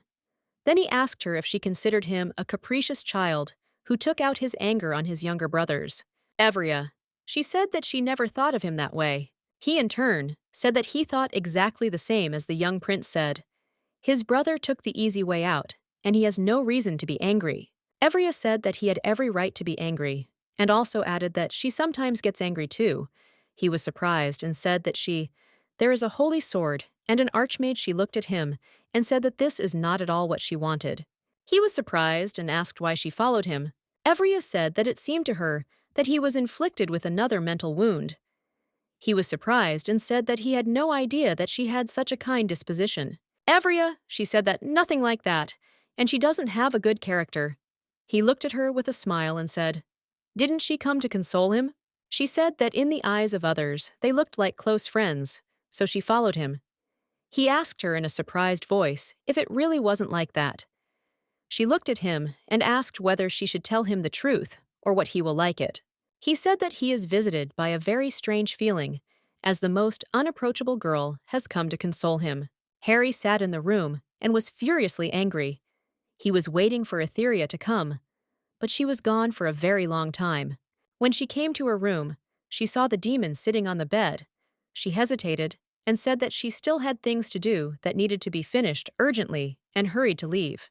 He blocked the way, not letting me leave the room, and asked if it was necessary. She had to deal with all the matters right now. The girl quietly whispered no. He hugged her tenderly and asked why she was so busy lately. He said that from early morning until late evening, she was completely invisible, and when she came into the bedroom, she went straight to bed. Harry said that even Emma had hardly crossed paths with her lately. Evria, that lately there really is a lot to do, and when she finishes everything, she will have a fun time with him. She smiled at him tenderly and with a strained smile, but she wanted a little time to put her thoughts in order after she had misled herself. Harry demanded that she say how long it would take for them to have a normal conversation, but the young lady didn't know what to tell him. He asked her that he must wait aimlessly. Evria said he might not wait at all. Harry came up to her and said that she was his whole world. He said that if she is gone, then he too will lose all reason to be in this world. He said with tenderness in his voice that all that has meaning for him is only her. Harry said that she came first for him, and he wondered why he couldn't take the same place in her heart. After his frank words about her, came up to her and tenderly hugged her. She looked at him and told him to go back to the Wizards Association and clear his head a bit. She thought that during this time, he would be able to put his feelings in order. The young mage was offended by Harry. Everia said that he needed to have his wounds treated. The mage said that she was pretending to want to help. He is not trying to help him in the same way. The young lady looked at him and said that she did not have such an ability. Harry was furiously tormenting the young magician, constantly doing some tricks on him. The magician said that he wanted to end this tiresome fight with a conversation. After all, they had never had a calm conversation. The girl agreed with him. The young man invited the girl to go to his room, and he could treat her to tea. She quickly agreed to go with them and said that their conversation would help them dispel the misunderstanding that had arisen between them. The young lady entered the room and looked around. She said that she had the feeling that a real magician's office had appeared in her castle. Young Max said that thanks to her, he could live in the castle with all the comforts, and thanked her for such a welcome. The young lady looked at all the objects and frantically asked what they were needed for. He quickly explained what was what. She was amazed and said that he was great because he had done a lot. He said that although his magical power was not very great, he had a talent for creating magical artifacts. Evria asked if she could learn to make such artifacts. He said that even in her case, with such a small amount of magic, anything is possible. He said that a small test could be carried out. The magician gave her paper and pen and said that the sketch should be engraved on a magical artifact and it should be drawn without a single error. Since the slightest deviation of the magical function would change, he told her to try moving her magical power into the pen and draw. The young lady knew that she had no predisposition for art, but she decided to try anyway. Mac looked at the finished result and said that she did a pretty good job. Evria was surprised. The magician said that it was drawn a little awkwardly, but overall she had abilities. The girl thought that perhaps this was a talent that the real owner of this body possessed. There is a high probability that this assumption is correct, since the hand was moving against it. Turns out that in the original work, the girl lives until the end of her days. She didn't know about her talent and continued to envy the abilities of others. Evria asked what she needs to do, something to learn how to make seals. Mag looked at her and said that first she needs to get a teacher. Evria said that she had never met a person who taught the creation of magical seals. The magician said that this was quite natural, since all the teachers were members of the association. Evria thought that she had a talent, or just a skill for drawing. The young magician did not want to focus on this issue, and decided to offer. She still wanted to drink some tea, and asked her to wait a little. Evria thought that he had recently been very keen to give her tea. He came to her, and she said that she would be happy to have tea with him. Magician poured tea for the girl, and she brought it to his lips, and she wanted to quickly drink tea with him and sort out all the issues. He looked at her with anticipation as she prepared to turn over the cup to take a sip of tea. Logically, she felt uneasy and bowed to the side. Harry was on the roof of the building watching the sky. Emma came out and gave him the signal. Harry went down to her, and they walked together to a secluded place. He was glad to see them, with a frantic desire to start as soon as possible. He asked her if it was time for the lesson. Emma said that today she would open a new world to him, adding that the warehouse in the spare wing was empty and they could go there. As they walked to their destination, the demon thought to himself that he really likes the girl's ability to find empty places. The young lady said that he really had a huge topic to study today. She looked at him and with a smile told him not to think about running away when he saw this material.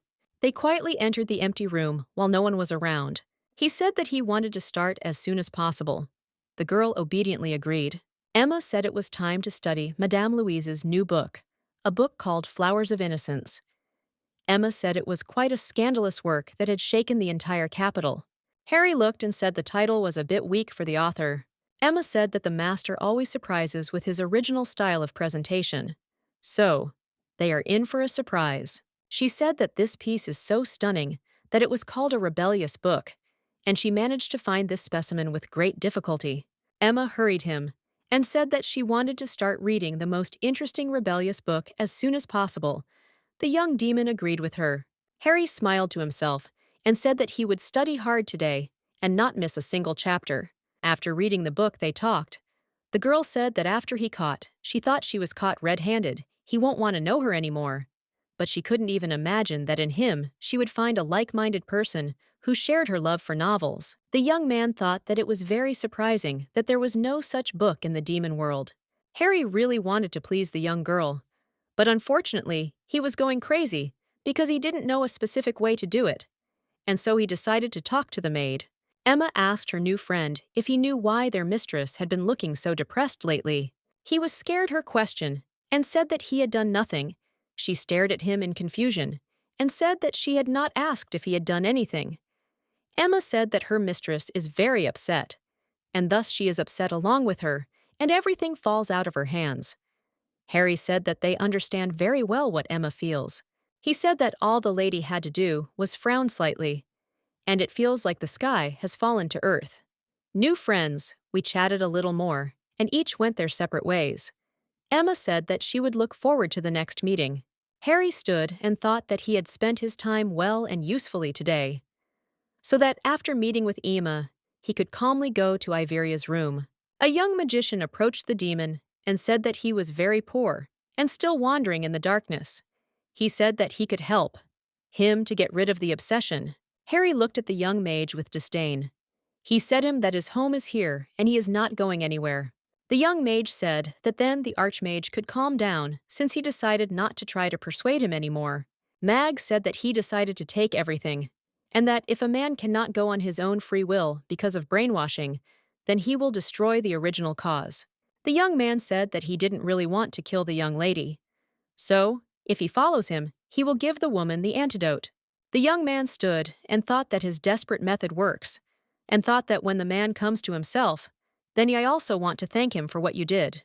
Harry was furiously angry. He said that he could easily kill a person because it was very simple. Everia.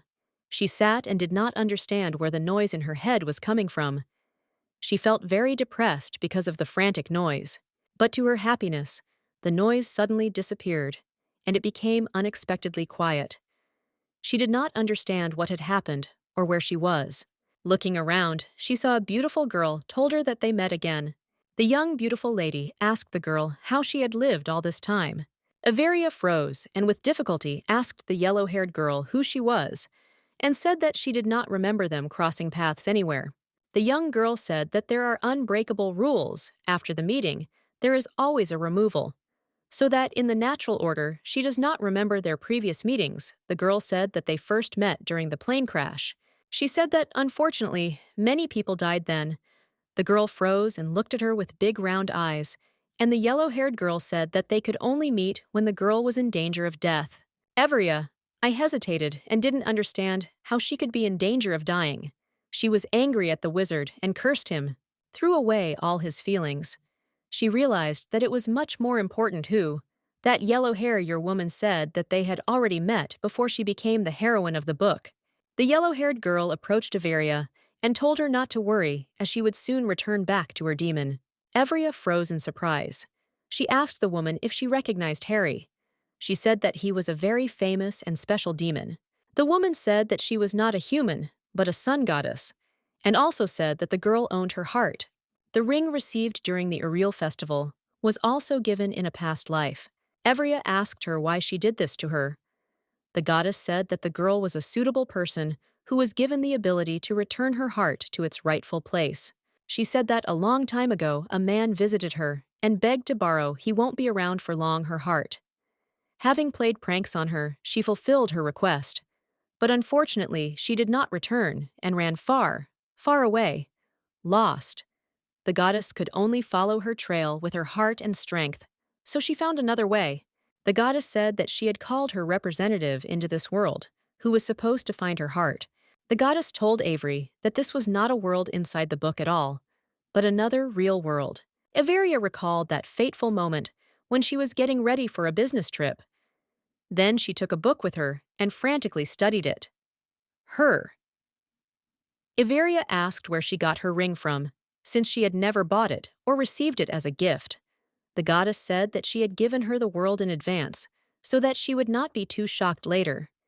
He gave the information in the form of a novel for easy reading. They had just started chatting when suddenly the goddess said that their time had come to an end. She said that when the girl returned back to the world, she would completely forget about their conversation since the restrictions imposed by the goddess were still in effect. Evria was shocked and asked how she was going to get her heart back then. The goddess told the girl that she doesn't need to worry and can simply calmly follow her chosen path. Evria woke up in her room on a bed. Next to her, she saw her beloved demon, who was tenderly holding her hand, and asked if everything was okay with her. Evria said that she drank tea with a very wonderful aroma. Harry looked at her and said that little Mac added poison to it.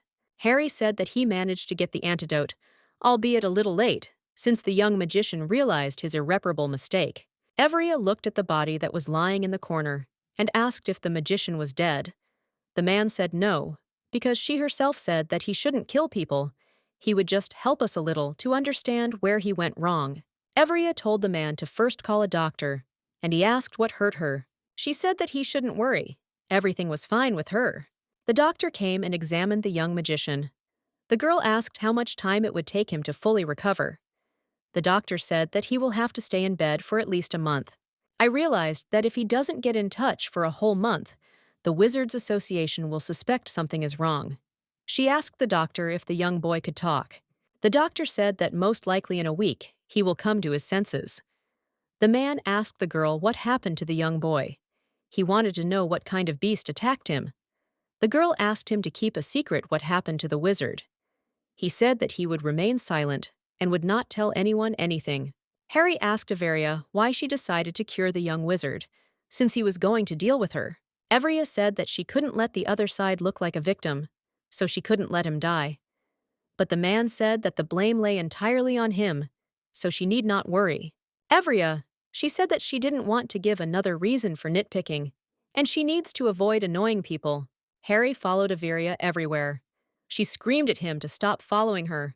Averia knew that he was now behaving in the same way as after the kidnapping incident, and would again work in a hyper-protective mode, and she'll just have to come to terms with it.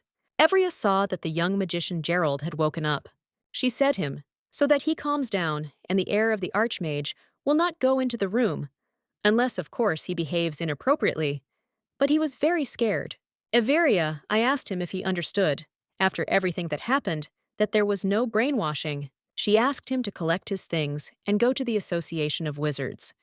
He said that he would quickly collect everything and immediately leave the castle.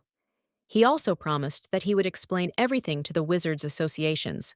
Evria said that he doesn't have to torture himself like that, and he can stay in the castle until he's fully recovered. The little boy was furious, frightened by such a proposal. Return back and finish his treatment in the tower. He wanted to get up and leave but fell to the floor. The young girl thought that she had another headache. He told her whole story. She asked him what would happen to him if he breaks this promise. Through the pain, he said that he could lose all his strength. Evria knew that if it had been some trivial matter, she would have suggested that he spit on everything and leave. She asked him why he had taken such a serious step. He cried for no reason and said that he was simply going to save his poor comrade. Evria looked at him and thought that his intentions were not so bad, but later it resulted in a big disaster for everyone. The young lion looked at him and said that until they found a solution to the problem that had arisen, he should stay in the castle. Evria said that, if you look, you can find some kind of loophole in this matter, and perhaps the Association of Wizards can also provide assistance in this matter. With tears in his eyes, the young magician said that the Wizard Association does not abandon its family members in trouble, so they will definitely help. He looked at her and said that he really regretted that there was poison. She looked at him and said that everything was fine, because he was sure that she was brainwashing him. He said he planned to give it right away. Her the antidote as soon as he managed to convince the Archmage to return with him, but he said that the choice of solution to the problem was indeed disgusting, and he asked her forgiveness. Harry was angry and shouted that he was against the young wizard staying in the castle. He did not understand why the girl was defending him so fiercely. Evria said he would be in the castle, and it was non-negotiable. Evria asked him to calm down with a smile on her face. Evria looked at Gerald and said that she would just give him a roof over his head. Gerald said that he could ask the Wizards Association for as much money as she needed. Everia said that she was not interested in money, and he could forget about them. She said that she would like to master the method of producing magical artifacts. The young magician said that this was simply impossible, since the production of magical artifacts was completely monopolized by the Wizards Association, and since this was their valuable asset, this secret was strictly forbidden to be disclosed. She looked at him if you asked, "Will he be okay if someone finds out that he poisoned her?" He looked at her with fear. She said that his actions will be seen as an attempt on the life of a high-ranking lady. She is the daughter of a duke and the owner of a sacred sword. She added that the situation might even result in a conflict between the royal family and the Wizards Association.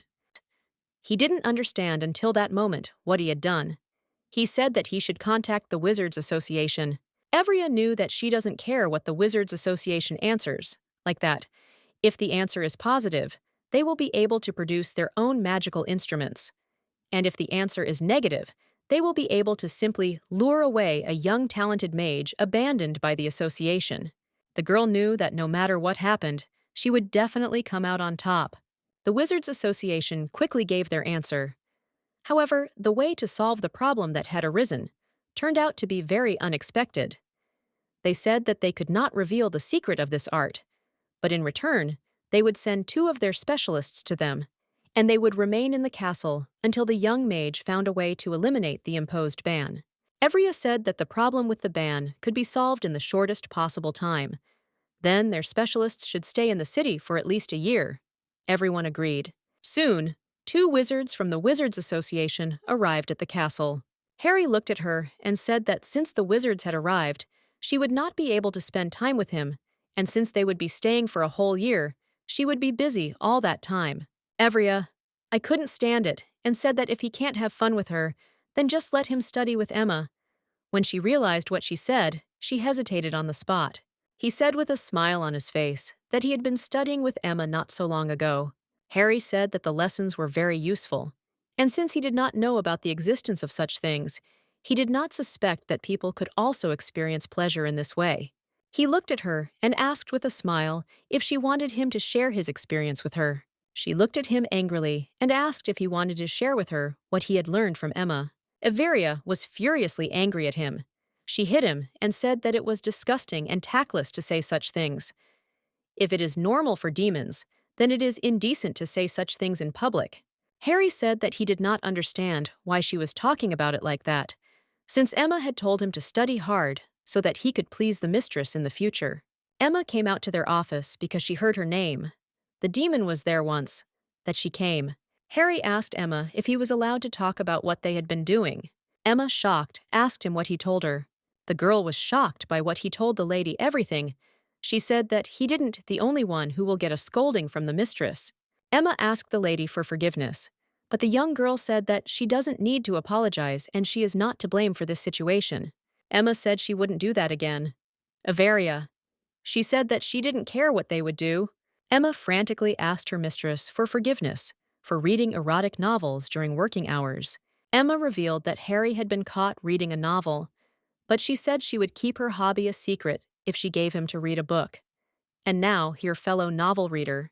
Evria was in shock. Emma said that she loves reading erotic novels.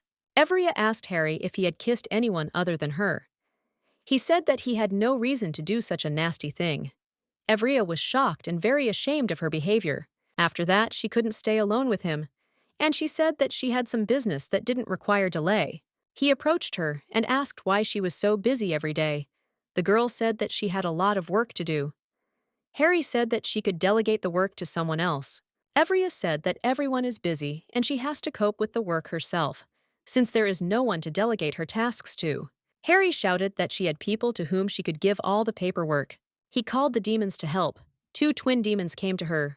Evria asked if they were really good at paperwork. The little demons were scared. They didn't understand.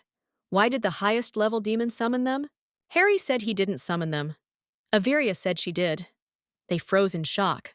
They asked why she called them, and what she needs it from them. The girl said that she heard that they are very good at paperwork. Averia looked at the result and was surprised. She did not expect this from demons. She said that the content is very good, and the speed of work is very good and fast. Harry said that she should give them all her work. Averia told the twins to sort out all the paperwork that had accumulated on her for all the time. She also forbade them to spread the word that they were demons, and added that they were not allowed to kill anyone. One of the twins said that they were low-class demons and were forbidden to kill anyone. Averia was surprised. They were not allowed to indulge in pleasure, since they were of a lower caste. Averia asked if they could introduce the two to the public as his relatives. He was surprised, but the girl said that they were very similar because of the color of their hair, and no one would be suspicious. The little demons were shocked by what the girl said. They couldn't understand how one could say such a thing to the great demon. They knew that he would now turn around and show his true nature. Harry said that if Averia wants it, then he doesn't mind. The demons did not understand what was happening. They knew that bloodshed was about to begin. Averia asked them to sort out the paperwork in one day. Harry urged her on, and they left. The girl knew that she needs. There is still one problem to deal with. Namely, with the magicians, they began to develop magical artifacts and sell them in their lands. They developed a brooch with a seal. Gerpald, in turn, was responsible for developing the new product. Although such a process required a lot of time, in the future a lot can be obtained by monopolizing this product. Averia looked at her beloved demon and told him to hug her. He didn't expect this, but he still liked it. Averia looked at him with confusion. She was very surprised by his reaction to her proposal. Harry had thrown a fit earlier. He said she should spend time with him. Averia said she couldn't help it. She had some assignments to complete. Averia said that this was the last thing she would do today. Harry offered to help her finish it quickly. She asked what magical artifacts he would like to have with him. He looked at her and said that he wished he had a magical artifact that would help him get rid of her work. He said he wanted to have an artifact that would show her location. Averia liked his idea. She asked him to keep talking. He told her his ideas, and she, in turn, furiously wrote down all the information. She finished writing. Averia said that his stories about the objects of the demonic world helped her a lot. Harry asked the girl if she had finished all her work. Averia said she was finally done. He picked her up in his arms and carried her into the room. Harry asked the girl if he could now do whatever he wanted with her. Averia said he could do anything. He laid her on his lap and told her that he had to take care of her. She looked at him and realized that she had to thank him for his long wait. She confused him with her intent gaze. He covered her eyes with his hands and told her not to look at him like that. He moved closer to her and asked her not to move. He kissed her with all his tenderness. Averia was shocked and speechless. She didn't expect this from him. Averia thought he was a master kisser and wondered what kind of novels he read. She thought that she should be angry with him for kissing his mistress without permission. Averia quickly turned to him. He froze, not understanding what she would do. The girl kissed him with all her tenderness and passion. Harry didn't understand how he could move so suddenly. Averia said he didn't stop her. She looked at him and said that if he wanted to kiss her so much, he could have just said so. Harry said that the kiss just happened. He originally wanted to lull her to sleep. Averia was surprised. Harry said that lately he couldn't sleep with her when he was in human form. Averia said they could sleep together during the day. He was surprised. Averia said she could afford to do that with her dog, although Harry was thinking a little about something else. But he liked it. Averia with tenderness and speed. Averia said that she planned to just sleep next to him tonight, so she didn't want to say anything else. Harry turned to her and asked if there might come a day when she would want to do more than just sleep next to him. Averia said that there might be a day like that, someday. He hugged her tightly in joy. Averia said she couldn't breathe. He kissed her tenderly and wished her a good night's sleep. Averia received a request for help from the royal family. The barons said that they wanted the girl to help them eliminate and pacify the trolls in the western border forest. The girl looked and said that the forest was located far away in the wild. It was bordered, and from the very beginning, This fief was not under the jurisdiction of the royal family, so she did not understand why they turned to other fiefdoms for help. The Baron said that this was an unprecedented case, since the message had been sent to all the vials that had soldiers at their disposal. This meant that the situation was now much more serious than in previous years. Evria said that she wouldn't want that. Her knights risked their lives solving the problems of foreign territories, but she could not go against the will of the royal family.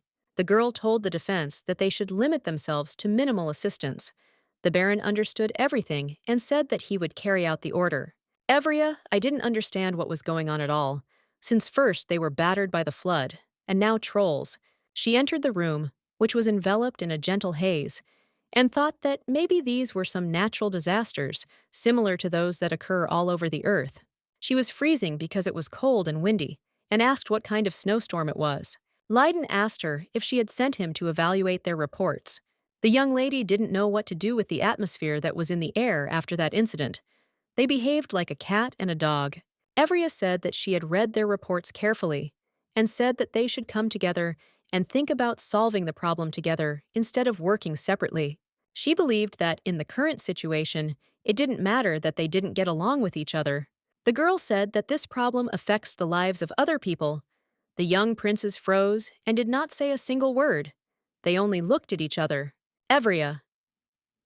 She said that they both have the same goal. They must prevent the river from flooding, so joint cooperation is an extremely effective solution to the problem that has arisen. The girl said that although the right of inheritance was at stake, she could not evaluate only individual work. She wanted to evaluate their group task, but if the inhabitants of the fief, on the contrary, suffer because of the rivalry between them, then they can bear full responsibility for it. Leiden remained silent in response to her long speech. Cassian, in turn, said that he would think about this proposal and decided to leave quickly. He left and left them alone. Evria said that the young prince got so angry because he thought that she was trying to force them to get closer and was using their joint work as a means of this. Leiden looked at her and asked, with surprise in his voice, if she was sure she wasn't going to reconcile them. Evria said that Leiden wants to apologize to him because he takes all his anger out on his brother. Leiden said that their will does not play a role in their relationship. Leiden said he had received word from Luke. Mages had no hand in the weather. Evria asked if they could do such things secretly. Luke said such large-scale experiments were hard to hide. Evria thought that all these experts were connected with the Wizard Association, and she couldn't understand that she could be wrong about this. The tower was used as an observatory, and the only people who went inside were fortune-tellers and meteorologists who read the stars. But recently, the tower has been visited more and more often by wizards. Evria wondered if she should personally visit the tower and take a closer look. Leiden said that whoever was trying to sow discord between the company that once supplied them with firewood and Arel was trying to carefully hide their true identity. Evria was shocked and did not understand who benefited from their feud. She realized that he knew who was trying to hide from sight. But she realized that Leiden could not speak openly, since the person was of high-ranking blood. Evria didn't know if the king or the queen was involved. Leiden looked at her and said she was very smart. Evria said he had given too obvious a hint. Leiden said that the order was given by the queen. Evria didn't understand why she was doing this to her. She hadn't done anything to her, and the girl had never been hostile to her. Evria thought that she might be hostile to her because the girl had broken off the engagement and had disrupted her plans to unite with her family. Leiden said the queen was haunted by their relationship. Evria froze and didn't understand what he was talking about. The girl knew that they had nothing in common except friendship and work. Leiden said that the queen thought that they could announce their engagement to everyone at any moment. Evria couldn't believe his words, but she said that it was no big deal if she married her ex-fiancé's older brother. He laughed wildly and said that this was the main problem. Evria said the queen had miscalculated. She said they were on pretty good terms. Leiden supported her opinion, saying that he thought the same. Evria told the Baron that she had to go to the Roussel Tower. He looked at her with wide eyes and asked why she had to go there. Evria said she had heard rumors that wizards had become frequent visitors there lately, and she thought it looked very suspicious. The Baron said that it was too dangerous to go there personally, Evria was surprised by the fact that the Baron was worried about her safety. She said that she was deeply touched.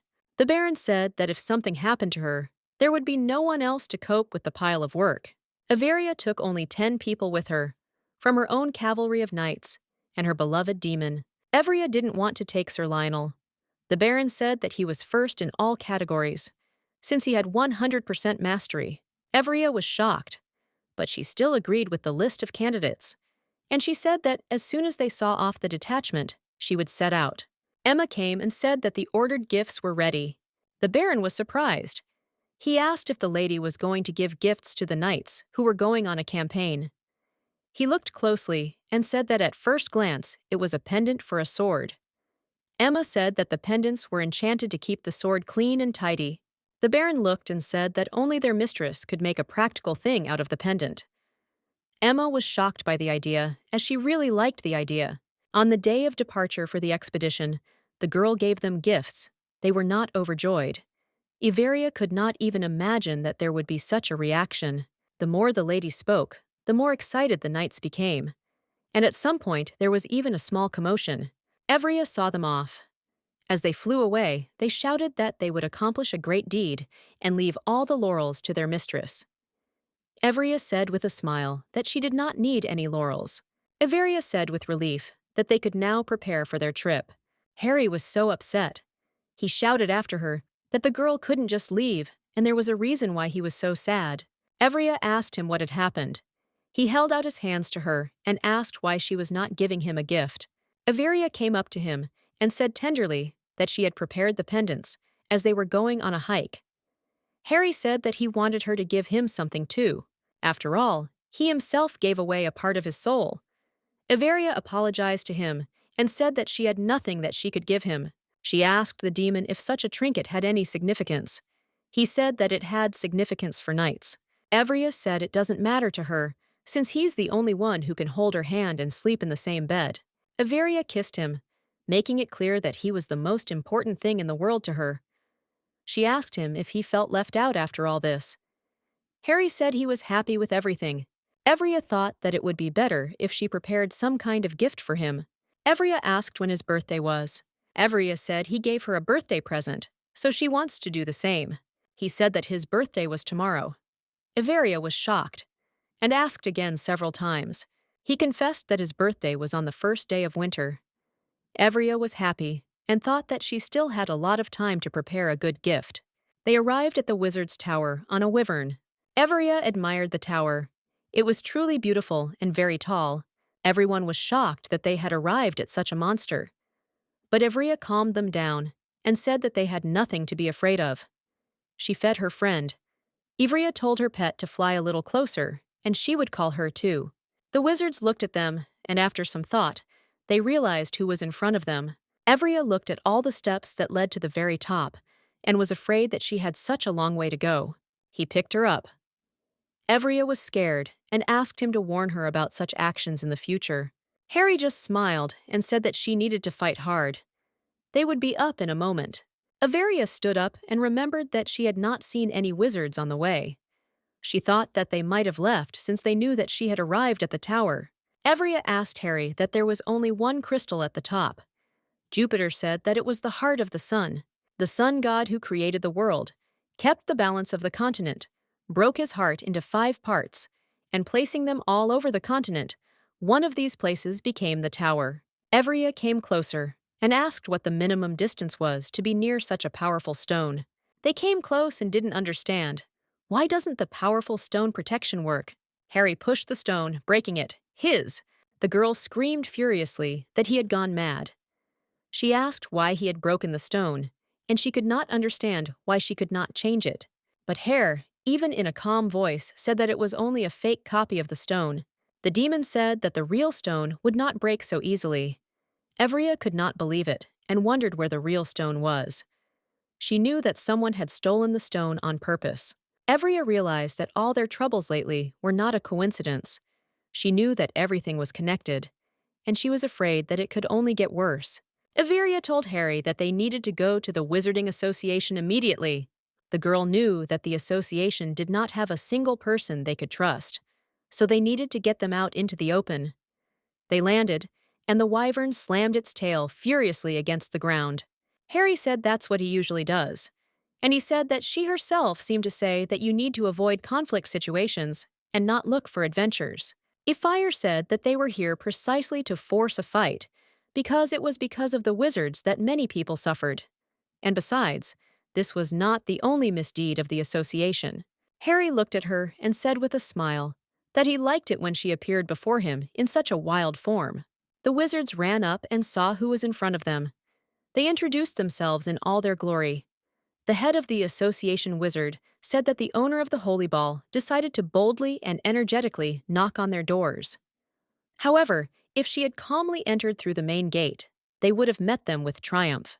Averia said that she had bad memories of being in the wizard's territory, and so she thought it would be better this way.